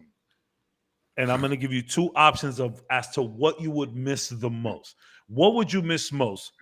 Eggs or chicken? It's the same animal. Chicken. You could go without eggs before chicken? Yeah. Are you an egg guy? Not really. Okay. No, not really. Okay. But you know, it's like the fucking the chicken cutlets. Yeah. Fuck that. If I was forced into veganism, it's because 80 people fucked me up and tied me to a chair, and someone's feeding me because all my bones are broken. Like, I'm not going down without a fight, bro. This is some real shit here. Yeah. Like I'm on some Judge Dredd, 1 clip remaining, and I gotta go up to the top level and fuck up that bitch who locked me in this. Yes. You know what I'm saying? Like movie. We doing that shit. Love, bro. You know, I know a lot of vegans, like surprisingly amount of vegans I know, and the one thing they say they miss the most is cheese. Yo, you can't eat pizza. Yo, vegan cheese is garbage. It's not. I've had some good. It's not cheese. Nope. It's not cheese. The consistency is weird, but it tastes like cheese. I've had good vegan cheese. It just doesn't melt. It doesn't melt. It does. That's what I'm saying. You're some. Wait, it doesn't I had melt. Good American cheese, and that's perfect for me. Or steak, you know. You want to talk about veganism? I respect you want to their talk about willpower. Shit that doesn't need to exist. No, stop telling me that your lifestyle is better than the one I have, and yet everything you try to do resembles the shit I already eat. Yeah. Don't give me cheese that's not cheese because you can't have cheese. You picked a lifestyle with no cheese. Stick with it. Yeah. Don't give me a burger that's not a burger. You can't have burgers. Don't fucking bring it up. Can I tell you? No, so listen, it's funny. It's funny you say that, Cap. It's funny you say that, Cap. As much as I respect veganism and, like, you know, their willpower and what they're doing, the one thing I cannot come across: don't put buffalo sauce on cauliflower and call it vegan wings. I will fuck you. I will fucking deck you. Don't do that. Fuck don't you. do that. Cauliflower does not taste like everything. You call it buffalo cauliflower. Yeah. Don't. Hey, we got vegan buffalo wings, and I pull up and it's. Yo, to go off. I need a second. I need a second. Why he's collecting himself. Don't fucking cut a cauliflower and call it a steak. It's not a fucking steak. You just cut a piece of a fucking plant. I did veganism. In other words, I did veganism for a month. For a month. Oh man, I'm not gonna lie. I felt great. I didn't feel greasy. I felt great.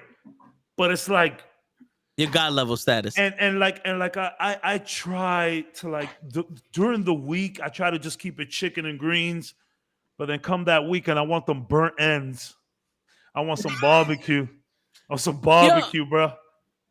I want some barbecue, bro. That's a good barbecue. One. So, like, yo, remember we were talking about that shit, so that you just want, like, to do like a food trip? Yeah. Like, dude, let's just go to Texas and have all the fucking barbecue there is, and then we can go to New Orleans and just, like, I like that kind of shit. It's like, bro, you could, so, like, I've seen a website that's called, you can Google this, vegans who wear leather. What? You're not a vegan then. It should be called just hypocrites.com. Like saying exactly. Fuck. You're not a vegan anymore. Virgins who only do anal. Like, you're still fucking. Yeah. You're still fucking. Yeah. You can save that pussy for whoever you want, but if I enter your ass, you're not a virgin anymore. Right? You're not, bro. So that's what I'm saying. Like, there's a lot of contradiction, but again, I do respect the willpower of vegans and people who are plant-based. Like, go ahead, do you? I do respect. It's hard. Here's the thing. No, that's suicide. That's I respect any vegan psychotic who is 100% vegan. Like you got an electric car, you don't wear leather. No. Like yes, but I'm talking about what I mentioned before. If you come up and say you're a vegan, and then you put a burger next to mine, and be like, you'll never tell the difference. I don't fucking respect you. That's bullshit. I'll tell that because difference. Again, stop telling me that my shit's bad, but all the things you do looks like my shit. Yeah. I can't. You don't have willpower because you still want the burger. And let me tell you, there's a lot of vegans. There's a lot of vegans that just switch out the meat, but they still eat ketchup. They still eat mayonnaise. Like they're like. There's a lot of vegan junk food out there that is still fried in oil. You heard? Yep. That shit is just as bad. Now, so I had a thing about I there was a time I posted this video defending Herbalife people, right? It was a funny video. I got a lot of Herbalife people that started following me, and they were like, "Yo, we played your video in our meetings. It was hilarious. Thank you so much." None of them ever try to sign me up because I made it apparent that I'm not trying to do this. But like, bro, stop hating on these people. So I have a thing for like these fitness people, right?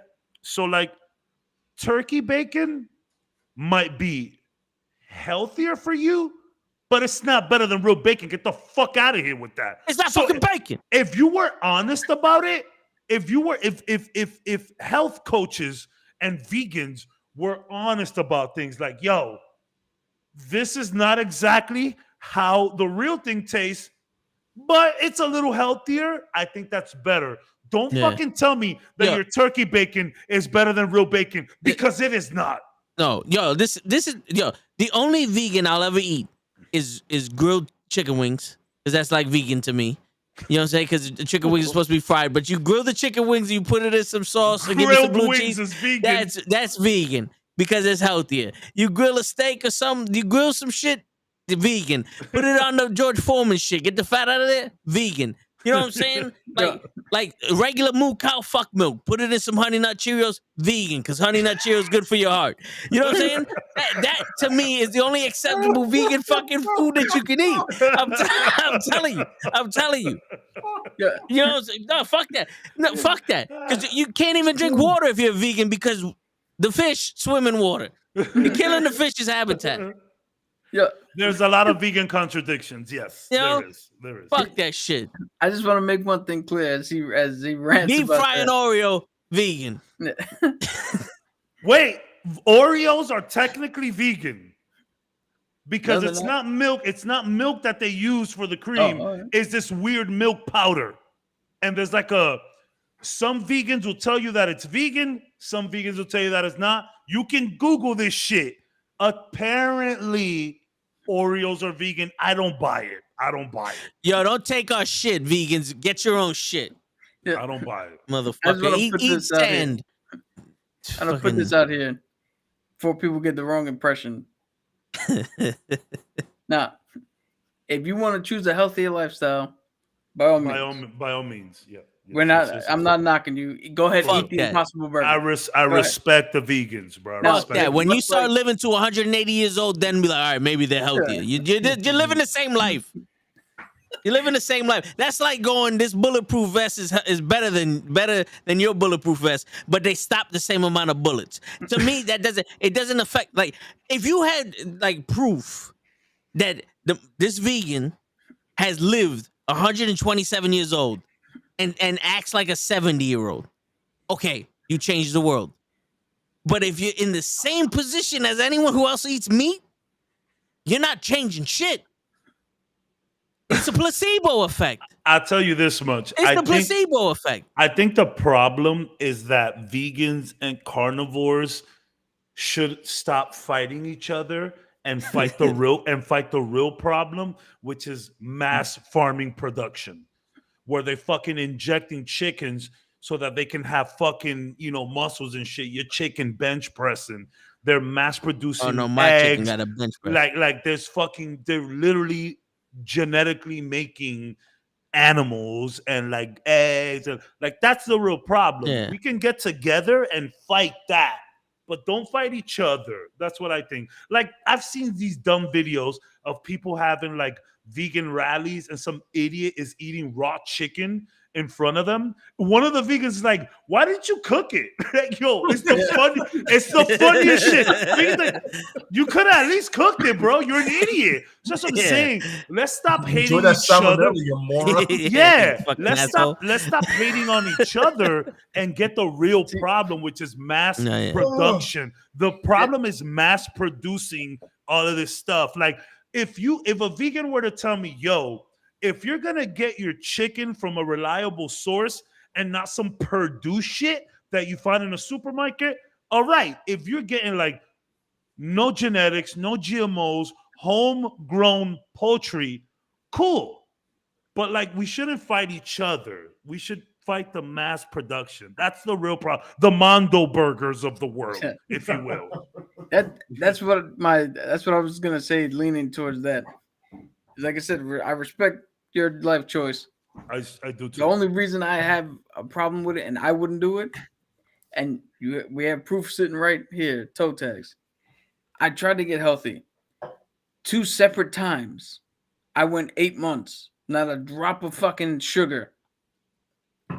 Was I healthier? Yeah. I slept better. My skin looked great. I lost weight. All the metrics were there. I was the worst person in the He turned into a diva. Like, you couldn't tell this man shit. That's mental though. That's that's irrefutable proof that these motherfuckers who that shit are assholes. No. It's not just him, it's the world, Craig. So I say that. I say that because it's like my Spider-Man argument. I'm not knocking. I'm not knocking the lifestyle choice.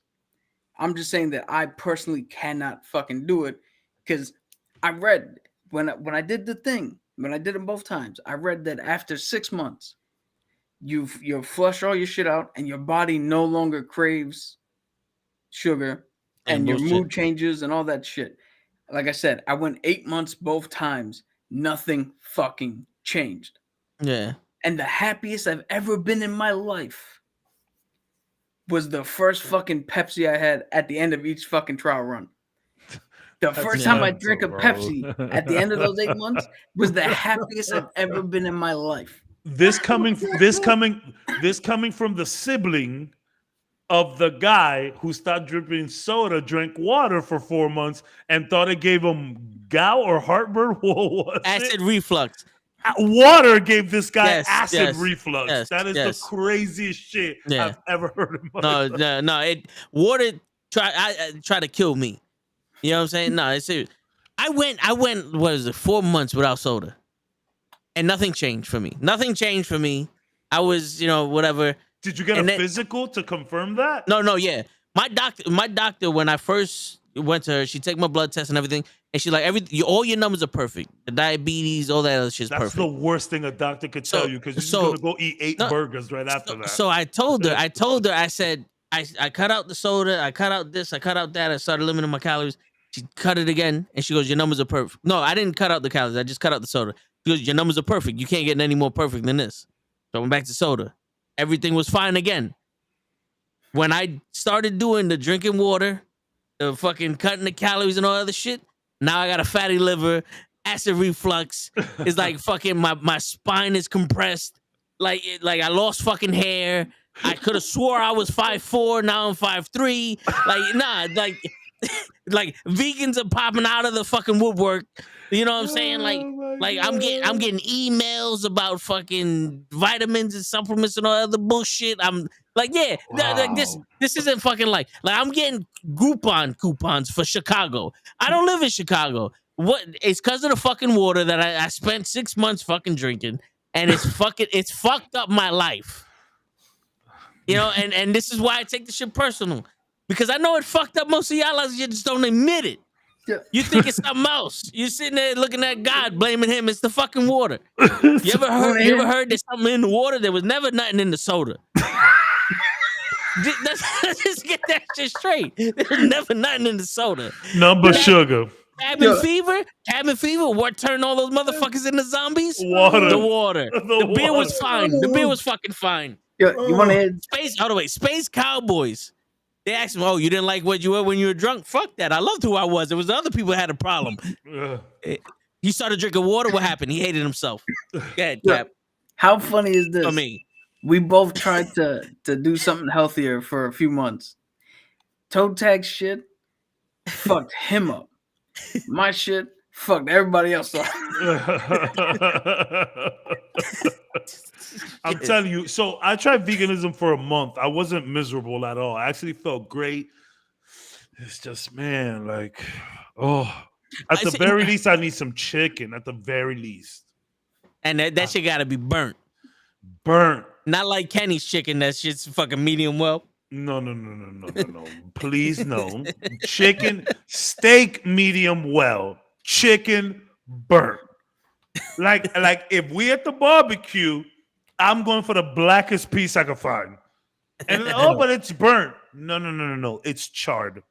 I'm like, yo, I love blackened chicken. They put the blackened powders all over it, and then they fucking grill that bitch. Oh boy. Yeah. I'm gonna do the beer barack because you want yours fried. Burnt that shit to damnation. For real. It works. Burn it. Give me some. It's just chicken is just so good. Chicken is good. Here's something I'm gonna say that might get me canceled. Oh boy. After what I just said? I mean, you were halfway joking. Like, I'm fully serious about this. Oh no, I'm dead serious. Go ahead. The farming thing you mentioned? Yeah. I couldn't care fucking less. Once we domesticated cows and chickens, and they're no longer like just free range, you don't see a cow just born on a fucking plane in Arizona or some shit. Sure. Once we did that, they are bred to fucking die. That's it. I don't give a shit how you treat them. I don't give a shit what you put on them. Because we all have an expiring clock, and it don't matter how good, how well, how healthy. When it expires, it expires. So it doesn't fucking matter. At the end of the day, people in the mother country were like they eat off their farms. The cows, the chickens. As long as your chicken isn't spruced up with a million fucking things, it's cool, man. Go get your chicken from a butcher. Yo, like that. Put the steroids in it. I like to lift a car one day. Yo, I don't give a shit. The fruits and vegetables have the DDT on them and all the pesticides and all the other shit on them too. Yo, they be injecting shit. Like, you ever seen an apple this big? My coworker comes to work with them shits. Like, it's the size of my fucking head. Like a giant's apple. So like, you think they ain't putting it in that bitch? Look at it. Yeah. But you worried about my fucking chicken. But that's the main problem. Is all of these, like, again, vegans and carnivores shouldn't fight each other. They should fight the mass production. If vegans really wanted to take up a cause, go fight the motherfuckers that are hunting lions. Because they're the ones being extinct. Because they're doing it for sport. We don't eat lions. The fuck is that? Yeah. That's what a watermelon really looks like when grown in the wild, untouched by man. That's what the fuck we eat now. Yeah. Go ahead, vegans. Tell me you eat the first one.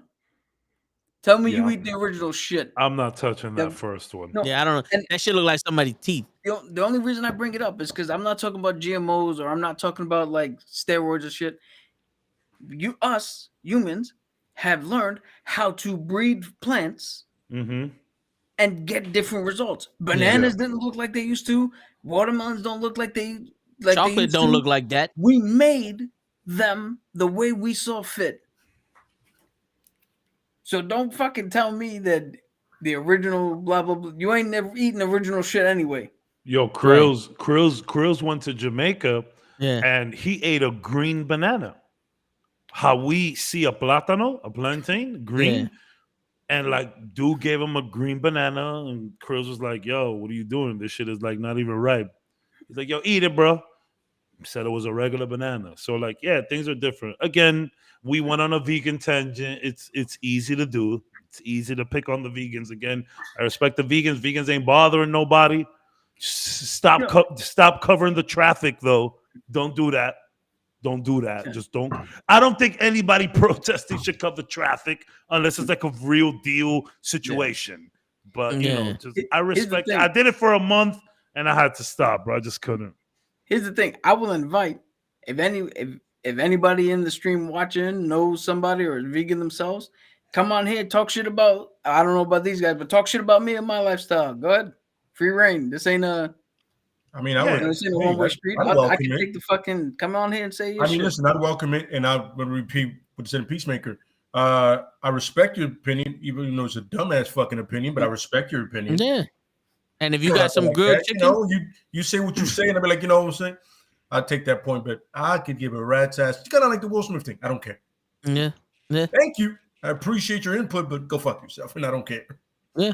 I want some chicken wings. Right? Shit. I had some chicken wings before we got on here with some ranch. Yeah. Well, you can have. We ordered pizza at the job today. Like they ordered pizza for the floor. Nice. I fucked up like 8 slices. Motherfuckers didn't see me coming. Nope. There were mini slices. It was like fancy pizza, kind of like Napoleon style. You know that Napoleon pizza. Yeah. So there were small slices, but they were delicious. And I was just motherfucking. So you basically had like 2.5 real slices of pizza. I would 3. Right. 3. Yeah. It's funny the way you talk about food. I almost want to say, do they not feed you, or do you just wait to gorge in like one sitting? Because it kind of sounds like you don't eat and then you do. So I no. Goes vegan. Great question. And I've said on the podcast before. So again, like and this was the pizza was just like a one-time thing. At work, I need to keep my energy going. I'm on the phone. I gotta talk to people. I gotta book them. I gotta be high energy. Today was a rough day after those 8 slices. It was a rough.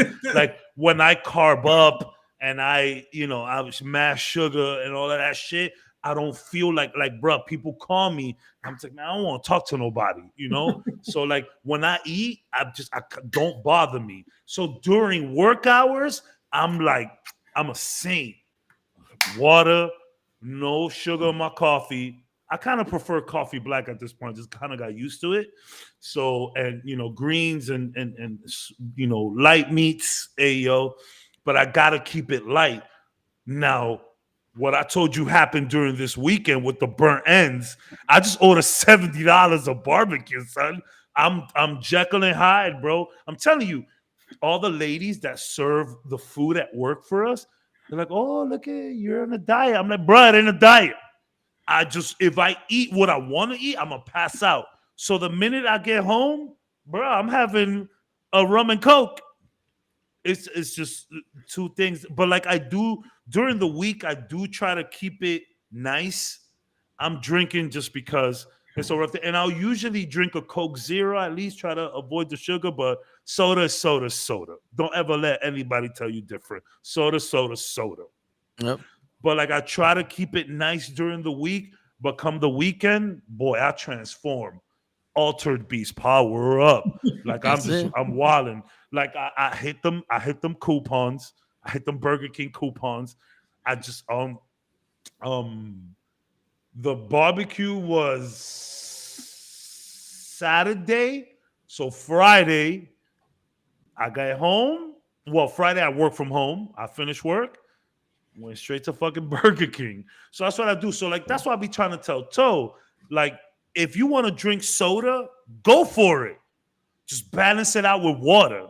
Yeah, I have the iced tea mix. So, there's a gallon of water and then, some of the iced tea mix in there. So I try to work on and plus the ice.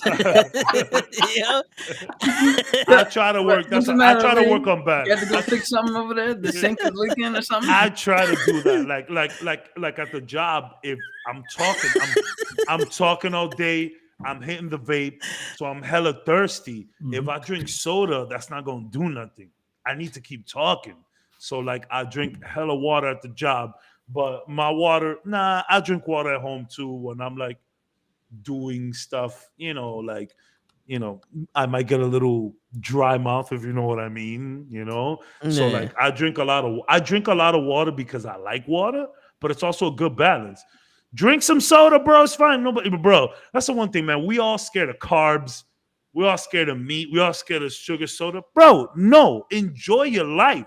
Have a day or two. Just don't fucking do it every day. Is where I come from. And where I come from is do it every day because in the end we all wind up in the ground. See, no, I don't do it I don't do it every day. I do it every night, every afternoon. The daytime I'll drink something else. I have my juice or something. There's water in the iced tea. Look at so I have literally seen videos of you passing out at work. But that has nothing to do with the soda. That has everything to do with the fact that I'm getting 2 hours of sleep. Even if I was on water, I'd still be. So not even water. So you don't think it's like the huge meal that you have for lunch? No. I seen this man. What was it? Monday. He didn't yesterday. I don't know what days are. Yeah. He didn't go to work. All right. He had a little bit of sleep. He's playing Elden Ring. Yeah. He's farming for some ruins. Yeah. And he's doing this. While playing. I'm like, yo. Yeah. You're going to lose all your runes, bro. You're going to lose all your runes. Get up. Yeah. My issue is like I've seen him on a Saturday sleep until 3 p.m. Get up. Come in the living room. Watch me do something. 4:30? He's in his chair. See, I don't know what it is, bro. I just don't think I got it in me no more, right? Like, son, I eat even the light, bro. I could eat a burger, fries, and soda like during midday. I don't want to. I want to just chill. You know what I'm saying? And like, that's dangerous. And like, I try to run. I try to hit the gym just so I could stay a little active. Again, I'm not a healthy person. I'm not trying to instill a healthy lifestyle on anybody. I just have a weird balance that works for me. Keep it clean during work hours. Weekend, go off. That's how I live life. Yeah. It's not always successful. Sometimes I have a pizza. Sometimes I get home, get some wings. I love wings, if I haven't made that apparent. Son, I'm upset. Remember what I was telling you about the Wingstop? Yeah. They stopped with the thighs again. They stopped selling them. I can't Uber Eats no thighs no more. Fucking racist. It's a thigh shortage. Cabs, you might not be able to Uber Eat thighs, but you can Craigslist them. That's a different type of thighs. That's a different type of thighs. We used to call it back page. Back page is, oh God. I never got there, thank God. But yeah, son, and we went on a weird tangent for like 45 minutes. But yo, that's what Moon Knight does. We went into another personality of the show. Yeah. Again, bro, like I enjoy some good eats. I enjoy to eat. Yeah. But man, but my problem is at work, bro. You get me, look, son, today I had them slices and I knew it as I was eating them. I knew what I was doing to myself. Mm-hmm. And bro, I just wanted to get out of there. Productivity was not as high as it should be. Feel me? Like, I'm pretty sure I'm going to get bitched at tomorrow. John, what happened yesterday? Y'all motherfuckers got pizza. That's what happened. We should try to get us a fucking salad from time to time. Yeah, you know what you should tell them? You should tell them, like, you probably sat me next to a fucking vegan and they sucked the life out of me because they're not having real nutrition in their ass. That's what it was. And the sugar really fucks me. Like, I could have sugary coffee and I'm up for 3-4 hours. But after that, I'm passing out. So, like, I was doing that keto diet stuff. Yeah. And I got used to black coffee. I just got used to it. It's quick, it's simple. So I just kind of got used to it. I prefer coffee black. I legit, like, even at my crib, I'll drink coffee black. I just kind of got used to it. I know it's gross. You do get used to it. If it's warm, it's good. And if you make the coffee correctly, it's good. But, like, I just got used to it. And, like, I drink hella water. The only time I'm drinking soda is when I'm mixing a drink. Although I did get a nice little cream soda for the barbecue. You gotta have cream. You gotta have cream soda or root beer for the barbecue. You have to. You have to. Yeah, bro. Like I live that balanced life. You know, I wild out on the weekends and I'm a saint during the week. Yeah, you know, I live my life one can of soda at a time. Yo, so how many sodas you drinking in a day? How many bottles? I mean, you literally just pulled up a 2-liter. No, well, all right. So it depends. It depends. Like, if like you're talking about work day or like if I'm off. Work day. Work day, I can have 2 cans of soda through the day. It will be lunch and then like after lunch just to have something to drink. And then when I get home, when I get home, it'll probably be a quarter to a half of a 2-liter. Now when you off, you could rock a whole 2-liter in a day. When I'm off, surprisingly, I don't eat or drink as much. I hear you on that. I hear you on that. You know, like you're kind of just chilling. You're not moving around. Therefore, you're not getting hungry. Yeah. So I'll have like, you know, maybe like if I have lunch, I'll have the soda with me, whatever I had, like the 1 can or whatever, or the meal, the large soda and shit like that. But like that week I had off, I only had lunch twice. Every other time, like I'm just sitting there chilling, like, you know, I'm not even that fucking hungry. Yeah. You know, so it was like, you know, whatever. But throughout the work, when I'm playing video games, and I'm just like, that's another thing. During the weekdays, I get home 7:30, sometimes 8. I got enough time to take a bath, eat something. Before I know it's 10:30. Feel me? Yeah. Like Tuesdays, I've managed to clear out for the podcast and shit, but I'm still pulling up at 7:30 to the house, you know? So yep. I've noticed that like during like that, like I'm all right. Like, you know, I could just like when I'm doing stuff, I don't want to eat. Like I'll be playing video games for 6 hours. I don't even touch the vape. I'm zoned into the game. So like I won't eat. Before I know it, I'm playing 6-7 hours. I haven't eaten nothing. I'm like, damn, I gotta eat something. So I know what you mean. Yeah. During work, you get bored. You want to walk around. You want to go outside. Outside leads to a bacon, egg, and cheese. I get you. Yep. Or a bear claw, or a knish, or a gyro. Oof. And the $1 can of soda is cheaper than the $1.25 bottle of water. That's fucking. And it's nuts. It's hard out here for a pimp. You know what's the best? You order a sweet tea cup at McDonald's and just fill it up with soda. That's a $1 soda. That's it. Shit, you know the fucking game, bro. You know the fucking game. That's a $1 soda right there. I don't know if you could still do that, but if I'm not mistaken, they had the sale that any size soda was $1. I don't know if they still do that for McDonald's. That shit's gone. Well, yeah. What's up, Arcade? But yeah, you know, that anyway. McDonald's soda to me is healthy because that's 90% water. That's ice. You know what I'm saying? Like the ice is melting into the soda, which kills the molecules of whatever's in there. So you get most of the soda. You get flavored soda. There's no difference between you drinking a fucking bottle of water that has the lemon in it than just soda with mad ice. I'm not gonna lie. I do a lot of infused water. Yeah, see, so logistically, we're drinking the same shit. I mean, infused water technically does have natural sugar from fruits. Eh? I mean, it doesn't have all that other carbonated shit. But I drink a lot at work. At work, we got like a little side of infused water. I like infused water. I like it. I can't take all that shit. Tastes like metal to me. I get it. Trust me, I get it. And you can ask Totex. When I used to, because now it's just cheaper to get the regular drinks. But when I used to buy water, I'd drink that shit by the case. Yeah. I'd sit here with like 3 bottles, then finish the fucking 3 bottles as we're doing this. The only reason I don't have my patented cup of water is because I'm having drinks today. By the way, shout out to Jack Skellington. But like, yeah, like I usually, you can see the picture back there where my son is. That's a little Jack Skellington right there on my fingers. Okay, yeah.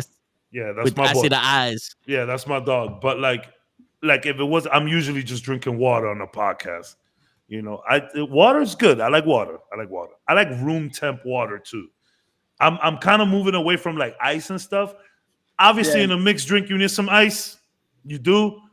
but like I'm trying to move away from like the ice. I'm cool with room temp as well. Yo, give me a room temp bottle of water any day. It's just getting gone. It's done.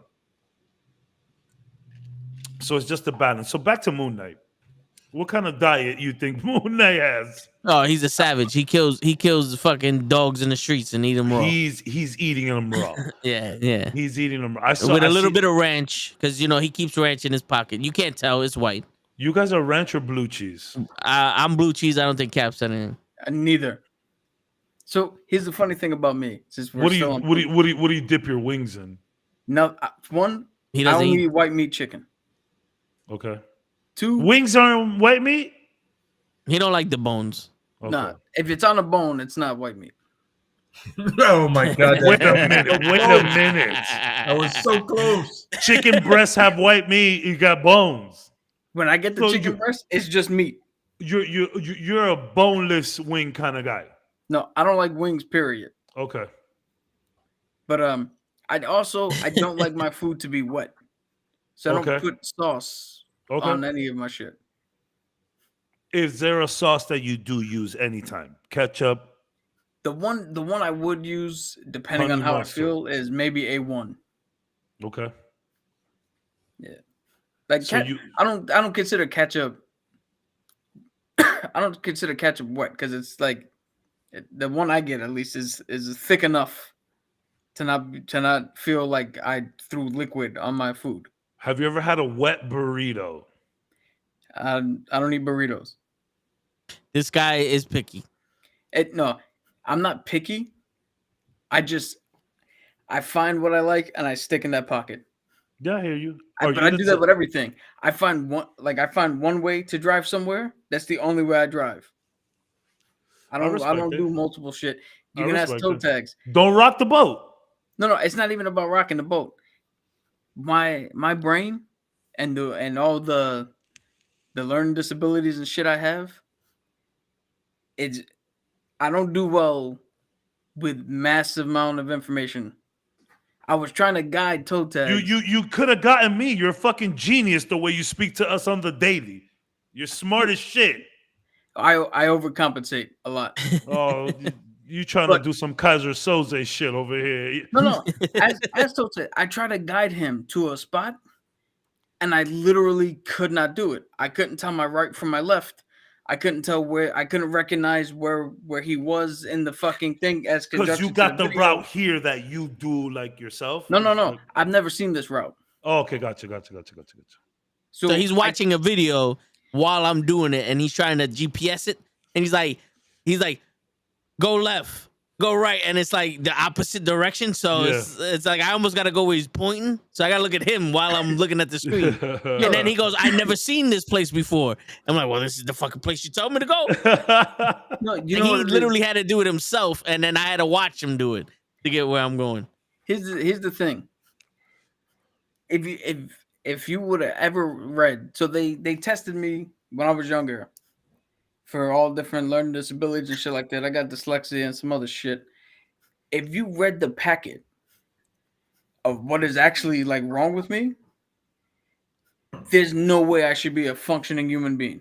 That's what I'm saying. You're so articulate and well spoken, kid. Like I would never know. I've learned trips. I can't even fucking speak now. Tricks and tips on how to navigate certain areas. I rely mostly on memory of shit. Mm-hmm. But like certain learning things, if I don't pick it up, I'm never gonna fucking get it. That's so interesting, man. Yeah. You're such a smart guy. I mean, in my opinion. You know what it is? It's like you have to tell him, this is what I want to get accomplished, and then let him figure it out himself. Yeah, like every time. So the weird thing is, like your IQ and your intelligence doesn't directly correlate to all the other shit. Correct. Because I'm like slightly above average, like 116, like nothing really big. But so like Toe would turn around and be like, "Hey, this is what I want," and he'll explain, like, "I want a new logo," and he'll explain it. And to me, he might as well be speaking Mandarin. I cannot picture what the fuck he's talking about. Yeah. Until I can figure out. But the thing is, if I were to be doing it and going, fuck, I don't know how to make this circular, he'll be able to sit here and do exactly what I need to do. Okay. I need the best way for me to learn is to figure out how I can do a certain task. Okay. And then once I figure that out, I'm gold. Yeah. Okay. I can do whatever you need. And then you keep that same method all the time. Okay. Perfect example. When I was going to BCC, the community college, I took my math class in the summer. I went to BCC as well. That's hilarious. Yeah. So I took my math class in the summer. Everybody had a hard time with that math class. I passed flying colors. And they asked me, how the fuck you pass? And I was like, simple. Whatever the teacher put on the board and did, that's exactly what I did. I didn't try to do no other shit. I didn't try to bring in a calculator, nothing. If he said, this is how you do the problem, that's how I did it. And I just exchanged the numbers for whatever. I just changed the numbers out whenever I had to. It was BCC was right there on University in Jerome, right? Yep. Yeah, I went there straight out of high school, 2003 and 2004. I transferred technically from the Navy to BCC. Nice. So that school was so crazy. I remember so you would go in, the Bursaws was right to the left. You go a little bit and you keep going to the left. All of the art stuff was on that side. I did a lot of drawing. Yeah, I did a lot of drawing, computer graphics. I did all of that shit, man. I told you that I had that professor Tammy who used to date the Yakuza. She was Japanese. That was my drawing teacher. Yep, and that's my drawing teacher too. Yeah, Tammy, son. Yeah, son. She was the best. She would tell us all the Yakuza stories, bro. Yep. It was so cool. And she would bring in live models to draw. And there was this really like big, older black lady that she would bring in all the time. And I had to draw her too. She was like, I love when she comes because it was more to draw.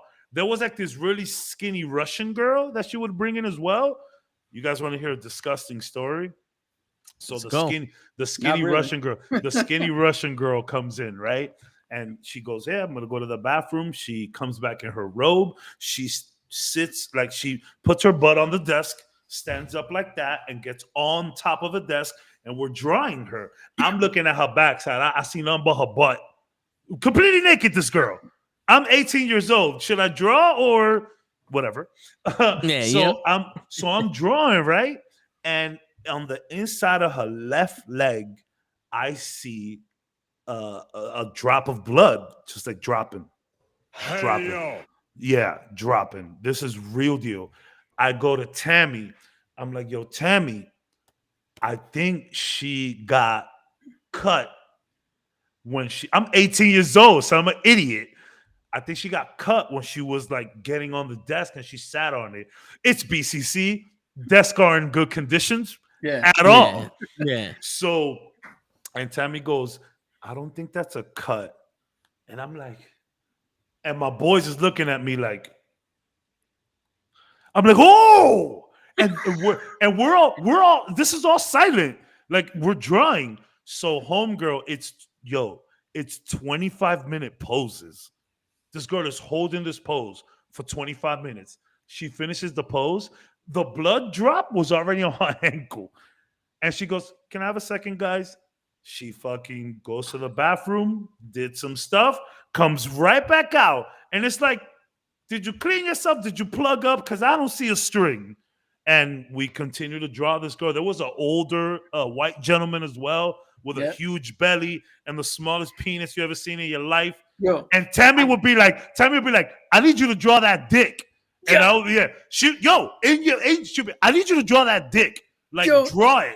And I'm like, Tammy, I can't even see it. Yeah, bro. I was there, man. I was there. She yelled at me. We had 4 different male models, and she yelled at me every time because I would draw the entire body except that. No dick. Yeah. And when she'd be like, oh, how come you're not drawing that? And I was like, I always told her, I was like, you got to leave something for the imagination.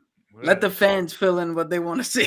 She used to come into my ear. So like when me and her started getting cool, Tammy would come up to me and be like, "You better draw that dick." And I was like, "It's like, all right, Tammy, I'm gonna draw the dick, bro." And I'm just here looking at a man's balls.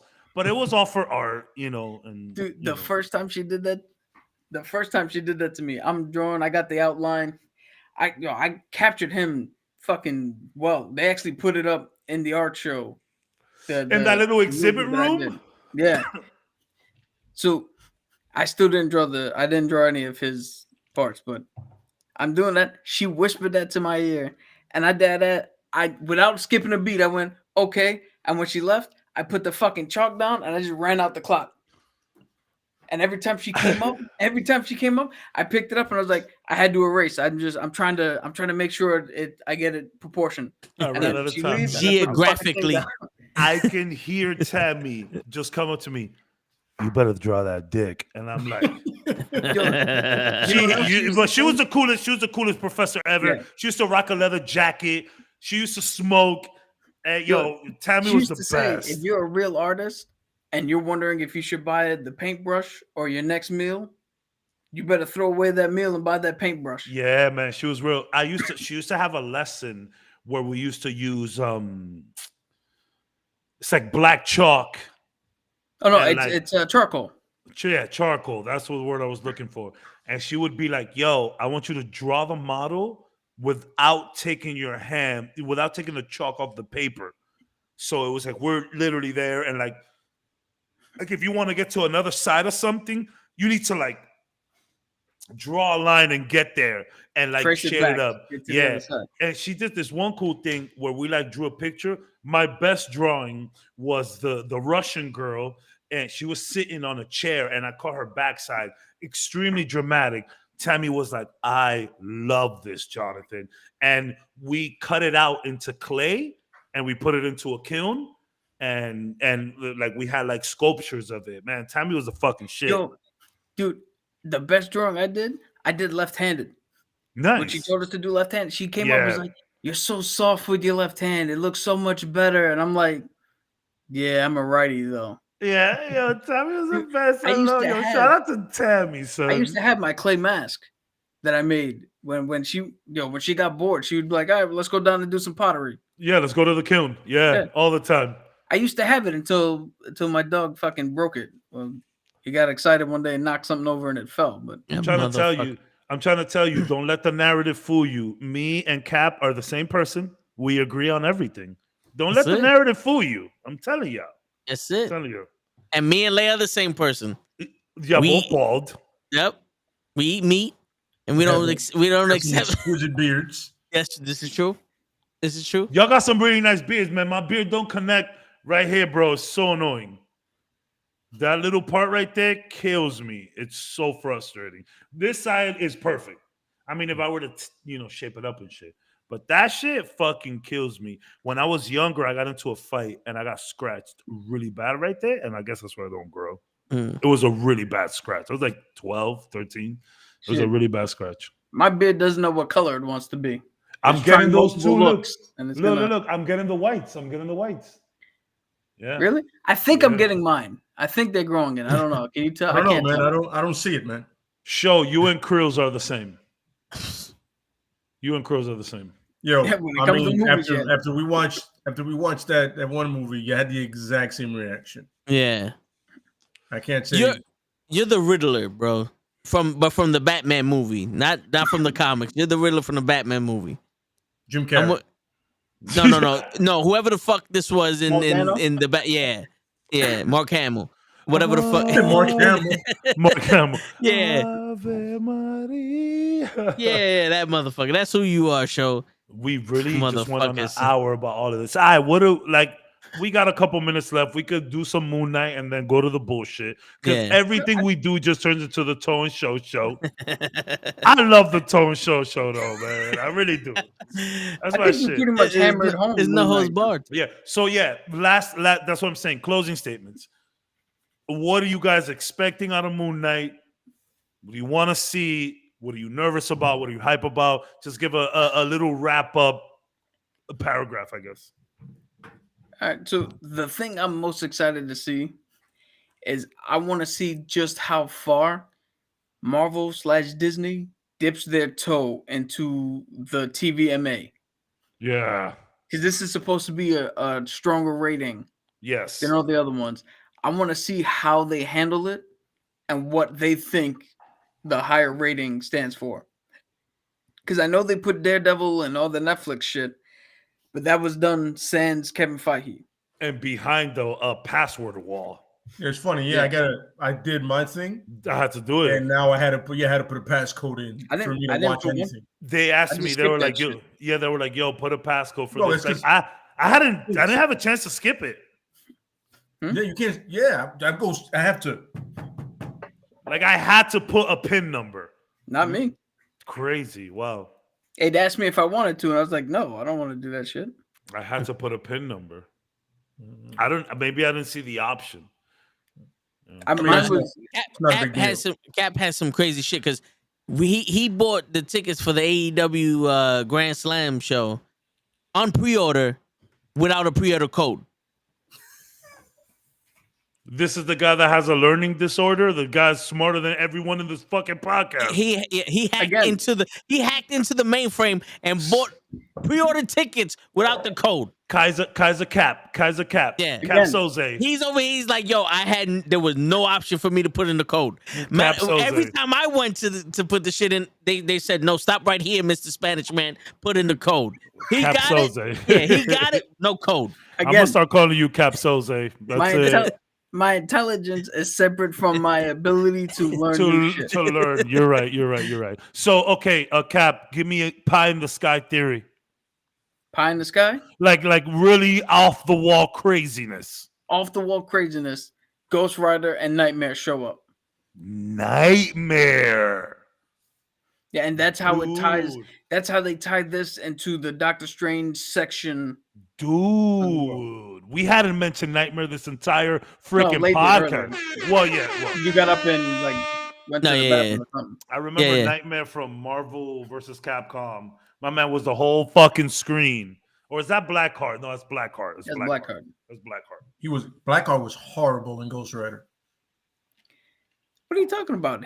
The way he videotaped the bag floating in the air, that was really wrong movie. Good work. Wrong, yeah.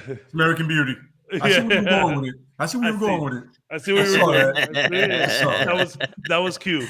Go ahead, so what you want to see, what you thinking, and pie in the sky theory. Yeah, sorry. So what I'm excited for is the fact that we got a new character.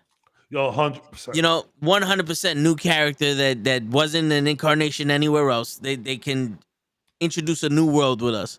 The one thing I don't want to see is a bunch of fucking shit that happened before current events, like the flashback shit. All right, let's flash back to the important shit, how it became, and let's grow with them. I don't want a TV show that we go, if this was 12 episodes, this would have been awesome. Yeah. You have 6 episodes. Give me 6 episodes that are worth it. That's such a good point, man. That's a really good point. And that was the biggest problem with Boba Fett. Yeah, that shit really scarred you, brother. Yeah, yeah. You have not stopped talking about it. Because that shit fucked you up.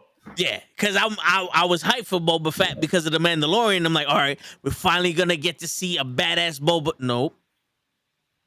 We saw a badass clone that was fucking adopted by the Pikes that now's retired and wants to go by respect. Wait, hold up. All right. Beautiful. The Mandalorian's here. That's the highest part of the season. The Mandalorian and the giant kaiju that he fought with. Best parts of the season. I want this. If it's not going to be action-packed, I want this to be story-rich, but the story to be captivating. There's some characters that you don't need action for, but you can be drawn into their psyche and like Hawkeye. It wasn't fully action-packed, but the dynamic between him and the girl Kate Bishop and the people who made his costume and all those other people, the swordsman, everybody had, besides the mom, everybody had an interesting character, even Natasha's sister. You know what I'm saying? So, yeah, you know what I'm saying? We saw the mom coming a mile away. I thought, I was like, the weakest character is the mom. Even though the Russian mob dudes were more interesting. Yeah, The bro. Wait. Don't say it like they were the show. They were the show. Bro, both of the Imagine Dragon. That big ass arrow was the show. I was like, yo, that was incredible. That was incredible. Yeah. How comic book accurate they were. Oh yeah. What is the Tracksuit Mafia? The Tracksuit Mafia. Oh, bro, I bought our Imagine Dragon tickets for our anniversary. And she goes, at least you don't have to see it. I love Imagine Dragons. She was like, yeah, that's your problem. You bought her Imaginary Dragon tickets. I'm not a huge fan of Imaginary Dragons. Really not. No. So, yo, I have a hard crush on Haley Seinfeld. Have you guys seen her like in her model pictures, like not as Kate Bishop? She is gorgeous. I'm gonna say no because I don't know how old she is, so I don't tend to. She's 26. Okay, it's good money. Trust me. No, I have one rule. If I can't tell the age, I don't fucking look at pictures. I hear you. I hear you. Oh my goodness. What picture you want to see? I mean, I don't know. Just they're all cute. She's cute, bro. Shit, she's cute. I'm pointing at the screen like you could see me. She's bottom cute, of the middle bro. With the red and the hair to the side. She's cute, dog. I'm sorry. I don't know, man. It looked like she put on some weight for Hawkeye. Get it thick. Get her thick. I want thick. Yeah, that's what I was saying. She was stacking Hawkeye. She is so cute. She's 26. It's fine. Hey, see? Yeah. She ain't got no ass though. But no, she doesn't. Right. She is so cute. Oh my god. Look, but that's how I like her. You see her with the mic? That's how I like her. Yeah. Just regular. I don't need all that licking lips, all that shit. Nice. See the one up there with the pose? Go back up with the suit. This? Yeah, that one. I need her ready. Yeah. Be ready. You never know. Be ready. It's so funny. She's so cute. Yo, speaking of shit that, pie in the sky, I would love a fucking 6-episode run of Kate Bishop and Yelena, whatever the fuck. And Yelena. They don't have to fight. They don't have to do nothing. Just them sitting in a room, 6 episodes, just talking shit out. The chemistry, dude. The chemistry was incredible. This is how I wanna. Yep. Okay. Be ready. Be ready. Be ready. So look, that's the picture that I was referring to. She has like that yellow number that she's eating the orange. Hold on, wait. She has like a yellow. She got like a mustard yellow. Look at her eating the orange. It's all black hair. You just see her face. 1, 2, 3, third row, second pick. Boom. Dude, fuck out of here. Nah, fuck out of here. Yeah. Make it Fox food. That's a grapefruit, by the way. I'm sorry. Nah, that looked like an orange to me. Yeah, maybe. Look at her. Oh my god. Grapefruits are fake oranges. She reminds me of somebody. Fuck grapefruits. Grapefruits are good for you, though. Yeah, that's what they say. I do enjoy grapefruit. I like a little gin and grapefruit. It's pretty good. Yo, you put some grapefruit in a cup. You throw out the cup, then you put ice in the cup and pour soda in it. I knew you were going to say that. I knew you were going to say that. I'm telling you. Perfect. Grapefruit and gin, not a bad drink. All right. Are you done? So let her go. Yes. I'm done. What do you want to see? What are you worried about? And pie in the sky theory. Like I said, I want to see the interaction between the two personalities at one point. Like they're recognizing each other, and it gets to the point where like, all right, I know what I need from you. You know what you need from me. So we can accomplish our goal at the end of the day. 2, violence. This is Moon Knight. I've read the comics. I know the character. I know who can get ultra violent when he needs to. And I'm with Cap. I want to see how they push that rating. But I just want the fighting to be as accurate to the character. This is a man that is both a boxer and has been military trained. I want to see both of those things. You know what I'm saying? It could be like almost like a kind of a Daredevil thing, but with less kicks, more elbows, you know what I mean? Or like kind of like the Batman fought that some people had a problem with. Fucking I hate all of you. You know what I'm saying? This is close quarters tactical. This individual is military trained and was a boxer at one point in his life. You gotta put that in there. Yep. And then pie in the sky theory. Honestly, I really, really want to see Nightmare because it can lead to everything else. But Lilith would be fun just because just so it could lead into the Midnight Suns. A lot of people would be like, yo, I don't know who she is. And it would lead to the Midnight Suns. You know what I'm saying? It would be fun to lead to that on some like, well, you're going to need someone. You don't have enough people. It's only you. All of a sudden he goes, I think I can find somebody. Give me some time. Right. I can come up with a group. Yo, Lay, would you agree with this statement that even with his boxing and his military, the fight scenes don't need to be polished? No, martial arts. They need to just be brutal. Raw. That's why I want the elbows and the knees. You know, that one clip I don't want to see the raid. I don't want to see the raid because that's very fluent and talented. You know what I'm saying? I just want to see like a very, very knockdown, like two MMA fighters that just went at it. You know what I mean? Yeah. They literally looked at it and said, "Yo, this is the last 10 minutes. Let's go." And you know how sometimes they do that. They go, throw caution to the wind. Fuck it, let's throw hands. Stand right here in the pocket. Exactly. That dude, and for the character Moon Knight, that's how he is. He'll take 18 and give 20. You know what I'm saying? In order to land a hit, I'll put myself in the line of range in order to win this fight. But I'm gonna get hit, and I know this. Mm-hmm. Yeah, so I don't want it to be, graceful like Daredevil. You know what I mean? I want it to be as ugly as possible. You know what I mean? And I want to see blood on that white because it doesn't bother him to get blood on himself, especially in the suit. I want to see blood on that suit with a white suit because he does wear it. And that would be dope. You know what I mean? So I need violence, Nightmare, Lilith, and definitely the recognition of each other's side. Yes, Pro. She is cute. Yeah. Yo, my pie in the sky theory is that Anti-Venom comes out and tries to attack him and goes, "You're too fucked for me to cure you," because Anti-Venom's looking for the little piece of venom that's in the shit, because Anti-Venom was created because of the paradox of the realms and Venom not going back. And since Venom still knows about Spider-Man, and boom, and then you see Spider-Man swinging, and there goes Venom and Anti-Venom going after that motherfucker. That's pie on the moon. Yeah, man. I just misunderstood the assignment. I think you said pie in the sky. I didn't know you meant cake on the table. Yeah. That's pie on the moon, bro.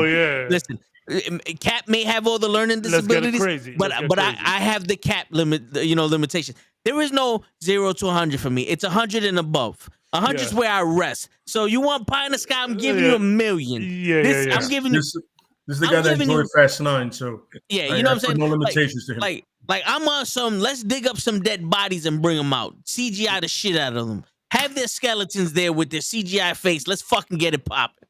We got the technology. We can make them stronger, better, faster. You know what I'm saying? Let's fucking do it. So, and you know what? That's what pie in the sky is. Every time I ask pie in the sky, I want you to make it as crazy as possible. Don't make it crazy, but in the realm of possibility. Like, make it as crazy as you want. I said it already.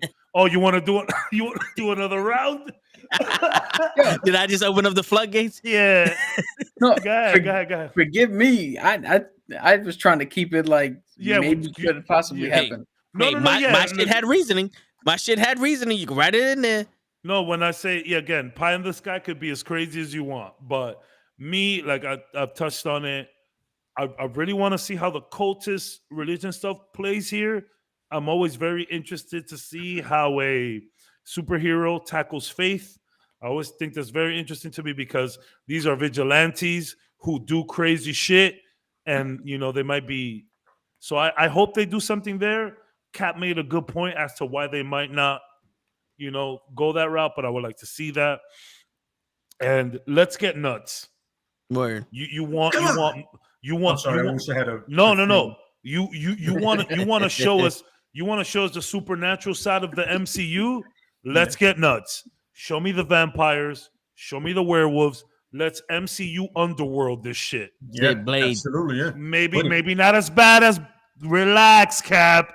Example. I saw his eyes go. Wait, what's her name? Kate Beckinsale, I think is her name. Yeah. I love her. She was hot in that shit. She was hot. It's just the movies suck. The movies, all of them. The first one was okay. The Lycan stuff was very weird. You know who, but the guy in the first one, the dude who was like protecting the whatever his name is. The guy from Felicity. That's who that Felicity? is? Was he? Yeah. I don't know. He was in one of them shows. Yeah. Yo, I was like, if I would have been like, if you don't shoot him, I will. We're supposed to protect this dude. He's the missing link. He was a little douchey. Myself. He was annoying. He was a little douchey. It was almost. He wasn't John Connor, but he was like. He was Joe Connor a little bit. If that movie would have went an hour longer, I would have put him right under. Because that was remember, that was at a time where movies capped at 145. Way before the 3 hour. The only 3 hour movies you were seeing were like indie stuff. But anyways, like let's get crazy. Let's see this supernatural side. Let's see this. Let's get the vampires out there. Let's do that. Okay. I want to see a good villain too. Like as much as I love Captain America: Winter Soldier, I think the Flag Smashers fell a little short.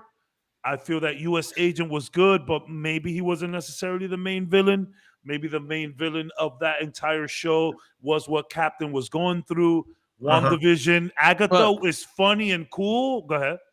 The main villain was the government trying to get back. That's what I'm saying. Yeah. Exactly. Yeah, you know, I know WandaVision. Agatha was, Loki really knocked it out of the park, in my opinion, with Kang. Although we just got a 45-minute monologue and didn't really see no action. So I hear you. You're right, bro. It's the truth. It's a whole monologue. Like I wanted to see him get busy, but we'll see that later. Let's see a good villain. Let's hope Ethan Hawke holds up to that. I already said a pie in the sky, but let's amplify that pie in the sky a bit before I go. Go ahead, Cap. No, I just want to say two things. One, the whole Kang or He Who Remains. Yeah. The one that's left. Yeah. The one that's left. I like how he portrayed him so much. And that's how I portrayed my main villain when I ran my D&D campaign. Nice. No, cool. I just took whatever he did, and that's how my villain acted.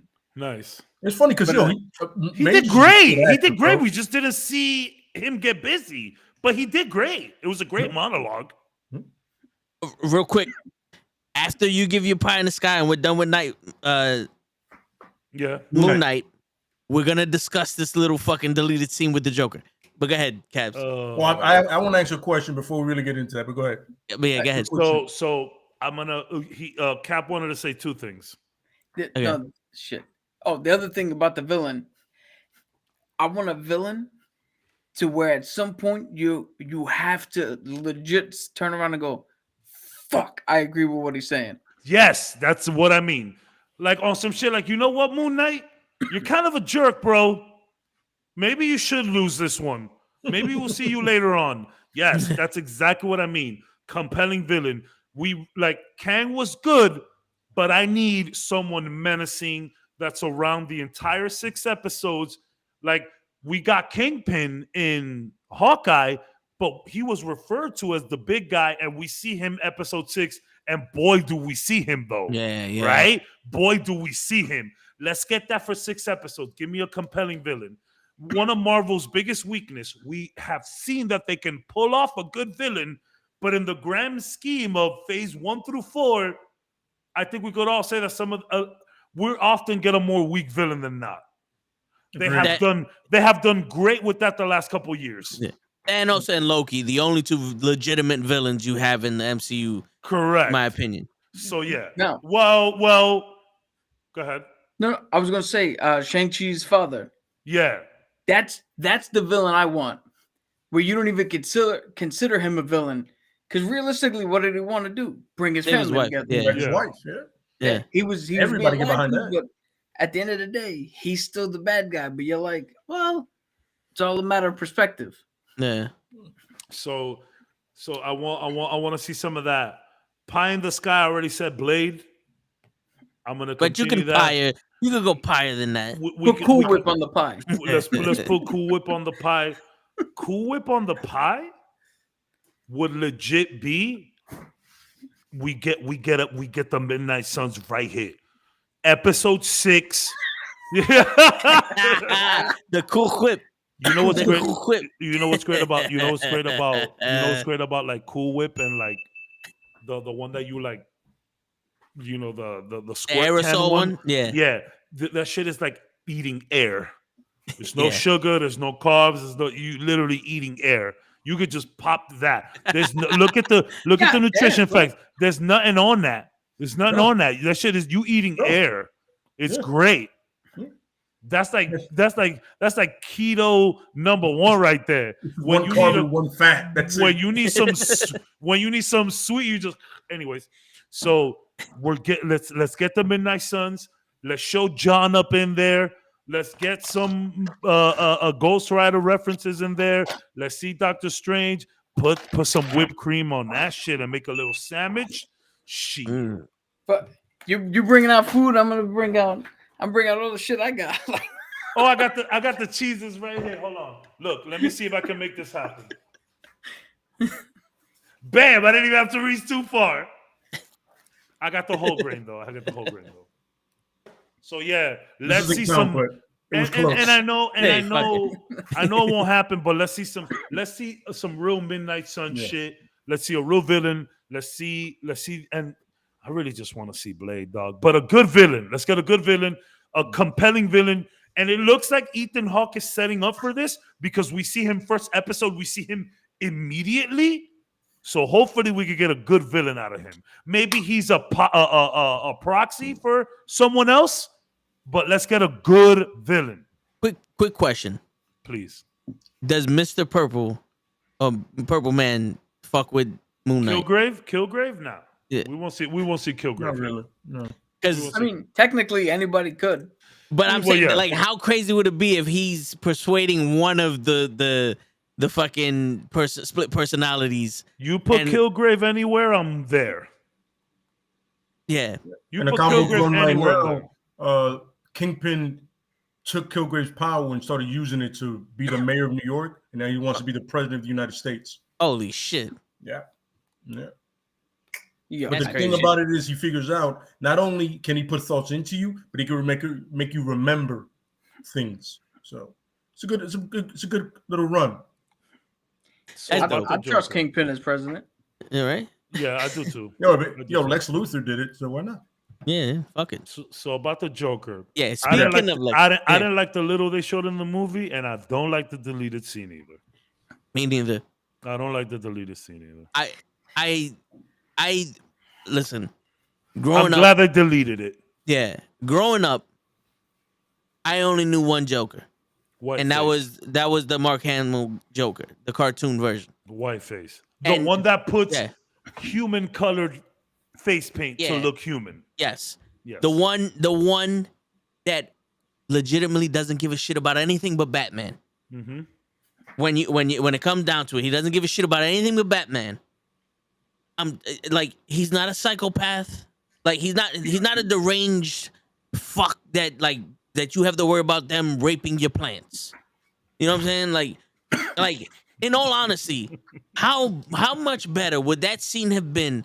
Batman gives him the files. He goes, "Oh, what do we have here?" And he goes, "Amateur. This is pretty good. Oh, okay." Yes. And he just starts throwing shit around. Yes. Instead of making it so dramatic. I know exactly who this is. Who's this? It's you, Bats. Yeah. This is exactly you. You want attention from everyone. You got to get approval by the mayor and Chief Gordon and all this other shit. Perfect. Oh, you know what I'm saying? Like, why does every bad guy have to be on the same level in the Batman movie? That's such a good idea. You know, like, he really doesn't give a shit. He's already in the jail. It's like, fuck it, you need my help with some shit. And he goes, oh, he outsmarted you. Oh, and outsmarts the Bats. What's wrong with you? You know what I'm saying? Like, throwing hits at that Batman gets.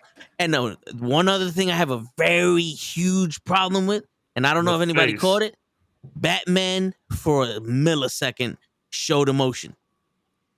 When the Joker was talking to him and he said he's the same as you or some shit, Batman's face changed for a little bit. Like, He ain't me. Batman never shows emotion. I don't know if it was emotion or just him realizing his whole point of the movie that, like, man, maybe I am fucking things up. But Batman never shows emotion. He's stoic.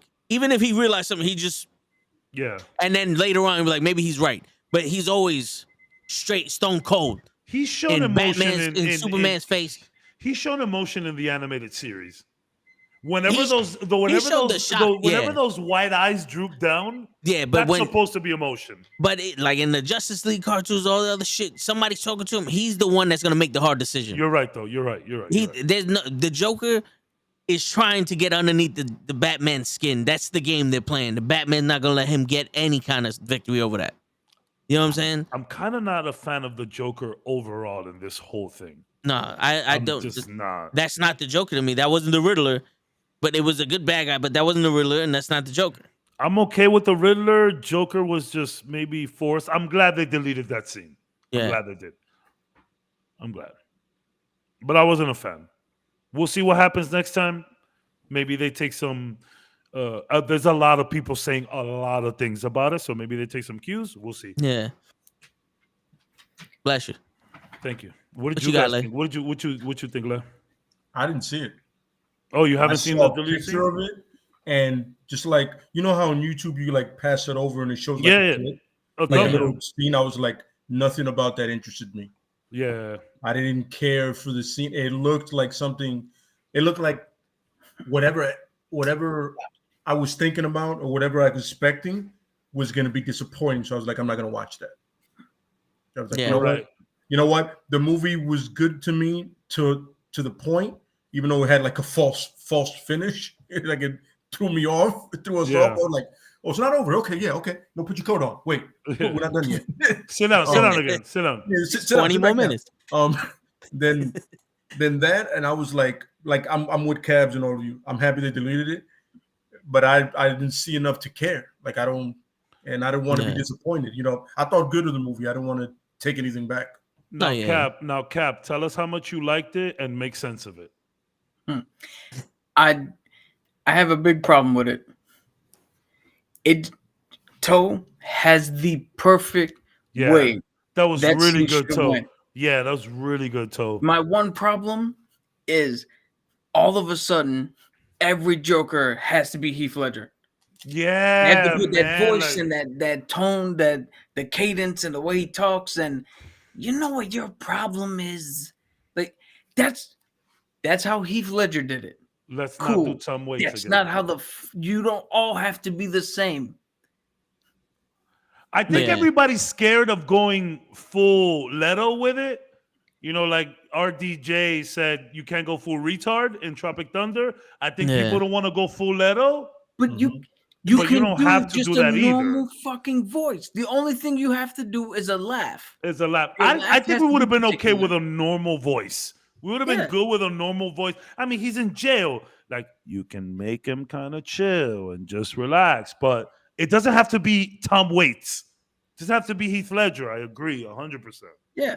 I mean, that's my only problem is, one, I'm sick and tired of the two things you must have in a Batman movie. You must mention that his parents fucking died in an alley. And you must have a dude with green hair and fucking face paint. You cannot make a fucking a Batman movie without those two things. I'm so fucking tired of it. Yeah. And every other hero gets to make a movie without their main shit in it. Yeah. And to be honest with you, none of these Jokers, maybe Jack Nicholson is the closest to the Joker I grew up with, but the Joker's supposed to be a guy that is batshit crazy and doesn't leave you alone. Like he's like, come on, have fun. And you're just like, yo, leave me the fuck alone. I know you got a bomb in your jacket. I don't want to blow up right now. Like, you know what I'm saying? Like the weird, in all honesty, I would have had more fun of a time if Jared Leto talked to Common and said, oh, you like my girl, pulled out a fish with a smile on it and smacked Common in the face to stop looking at my girl. And then threw the shit at the hyenas. Because that's what the Joker would do. Joker wouldn't give a fuck. He would think that shit was funny. Like smack fucking Harley Quinn. Like, oh, this bitch, boom. They don't give go wait outside with the fucking mutts. You know what I'm saying? Like, he was a guy who legitimately does not give a fuck about anything. And that would kill you. And these guys are trying to be this psychological fucking the Joker is not psychological. That's what makes him scarier. He's not trying to get in Batman's mind. He's trying to do the dumbest shit he can to get Batman to kill him. Yo, that's the one thing that made Heath Ledger's Joker good. It wasn't his portrayal, it was his motivation. Like you said, he's a dog chasing a car. He doesn't know what to do with it if he caught the shit. Yeah. We're missing that aspect from everybody else's fucking portrayal. Yeah. Agree. Yeah, I wasn't a fan. Yeah, you have historical documents on how this motherfucker is. Somebody use it, please. To be fair, they were going for a whole different vibe.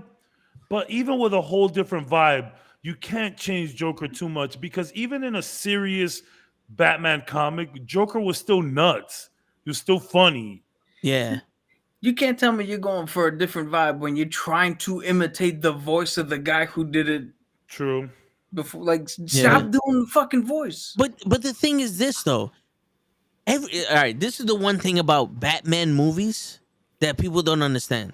Like, if you're gonna portray like the ghetto in a movie, you watch, I forgot the name of the fucking thing. You watch any like ghetto, like any movie that has to do with the ghetto and people trying to make it out there. You have one dude that's serious as shit, another dude that doesn't give a fuck, that's crazy.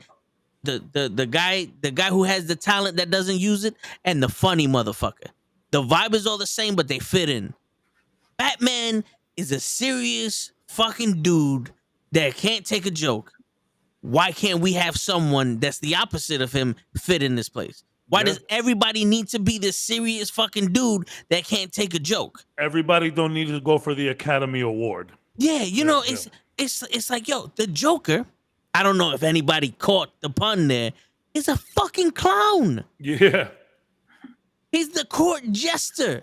If the court jester's giving you fucking advice. The Crown Prince of Gotham. Yes.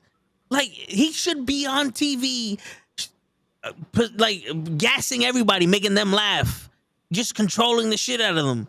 You know what I'm saying? Like, he should be hiring people to kill people that no one knows who the fuck this is. Why the fuck you have a hit out on fucking Jackson Brown over there? He crossed the street on a yellow light. You know, like, that can be in a serious movie. Yeah. You know, I hear you. You know, it's like, just his compliment. Not everybody needs to be Batman. Yeah. Look, the complete opposite of Batman. Inspiration. You just gave me an inspiration for a scene that I would like to see in a Batman. One of these grounded, gritty shits. Joker's holding a TV station hostage. He's gassing everybody. He's telling really stupid fucking jokes. And as people are dropping dead, he looks at the camera and goes, "I'm really knocking them dead. Yeah. They love me in here." Yeah. That's the fucking Joker. Yeah. Absolutely. That's the Joker. And the Riddler was a fuck. Look, if you didn't see the Riddler in this movie, this is almost a perfect Riddler. But then when you see him in the dominatrix mask and all the other shit, and he's screaming, it's kind of like, it's kind of like, no. Maybe I want the green suit. I don't want the green suit. No, it can be like fucking dark green, like. So in the Gotham show, he had a dark green show and a hat, a dark green suit and a hat. Just didn't have question marks all over it. But you know, let's say this is the beginning of the Riddler, right? Which it was. He can grow into being someone that goes, "I'm smarter than the Bat," and let that. What is it? Hubris. Yes. Hubris. Let that shit grow. And then he becomes more flamboyant. He's like, I outsmarted the Bat, and he thinks he's untouchable now. And then he gets the green suit. He's like, I'm the Riddler. I'm walking the streets. I'm the Riddler motherfucker. He feeling himself. Yep. Because he outsmarted the Bat. And that's how the shit would go. You have a cat burglar with cats. She's called Catwoman. She's a cat burglar. And she has cats drinking milk and like pointy ears and shit. You're letting this woman walk around with leather and looking like a cat with cats, drinking milk, all that other shit. But my man can't have the mask here. That's a good point. Or you know, any kind of like intelligence other than, you know, Riddler's. Like he looks like he's on the spectrum, like Kat was saying. Like, you know what I'm saying? Like the clown can't make a joke. The woman has to be spot on, but the clown can't make a joke, and the Riddler can't be I outsmarted the Bat. Because that was what his purpose was, if I'm not mistaken. He wanted to prove he was a better detective than the Batman. He was smarter overall. Yes. Yeah. So you could throw that in there. It's a 3-hour movie. We'll get the gist of it. You give us 15 minutes. We'll get the gist of it. You know what I'm saying? No, you're right. I actually 100% agree. Mm-hmm. Especially with the Joker stuff. How you did the scene like, hey, this guy's pretty good. Like, yeah. That would have been beautiful. Yeah. His face was a little too disformed for me too. Yeah. Well, I think he's still healing from the acid. From the acid, but like, man, you got like teeth growing out. It's like shit. Yeah. No, apparently from Matt Reeves that he had a birth defect. What? He had a birth defect. That's a birth defect. That's not acid. That's what Matt Reeves. Because in the scene he mentions the anniversary of what happened. And we all just assumed that he was in the acid. No, but he's also missing like patches of his hair and shit like that. This is what that makes it even worse. That's like the fucking like he did. Not everybody does have an accident or whatever. This is like literally he was born that way. So let's just think about this. There is a possibility that you're telling me that Batman is now hunting people with birth defects, possibly on the spectrum. Let me guess, Mr. Freeze has some sort of like anemia, and that's why he's always cold. Like, is he just? Are we going after? He's Hitler now. Has alopecia. That's why he's called like disabled. The criminally disabled, I guess. Yeah. Is that it? That's what it sounds like to me. Yeah, I'm just saying. That's what you guys can look it up. Like that was Matt Reeves' idea. He has the perfect excuse. He fell into a vat of some shit. Yeah. You don't need to add shit. Yeah. And you know what? I don't get. Like Harley Quinn is pretty much on point with this girl, and they put her in a Batman-esque movie because you could have fit. You did fit Ben Affleck's Batman in the Suicide Squad. You know what I'm saying? That fit with all those personalities, even though the Joker was off. But you know what I'm saying? Like, if the Harley Quinn can be that, why can't you have someone that matches her? You know what I'm saying? And don't give me this whole love shit. The Joker doesn't love Harley Quinn. He depends on her to do basic shit. And when she's not around, the weirdest love I've ever seen. Yeah, you know what I'm saying? Like, when she's not around, no one's gonna wash her clothes or feed the dogs or get shit straight. That's the mama. She's playing mama to him, basically. You know what I'm saying? It's even. I would even go as far to say is the Joker just turns around and goes, "Oh, you're still here. Okay, what else can we do with you?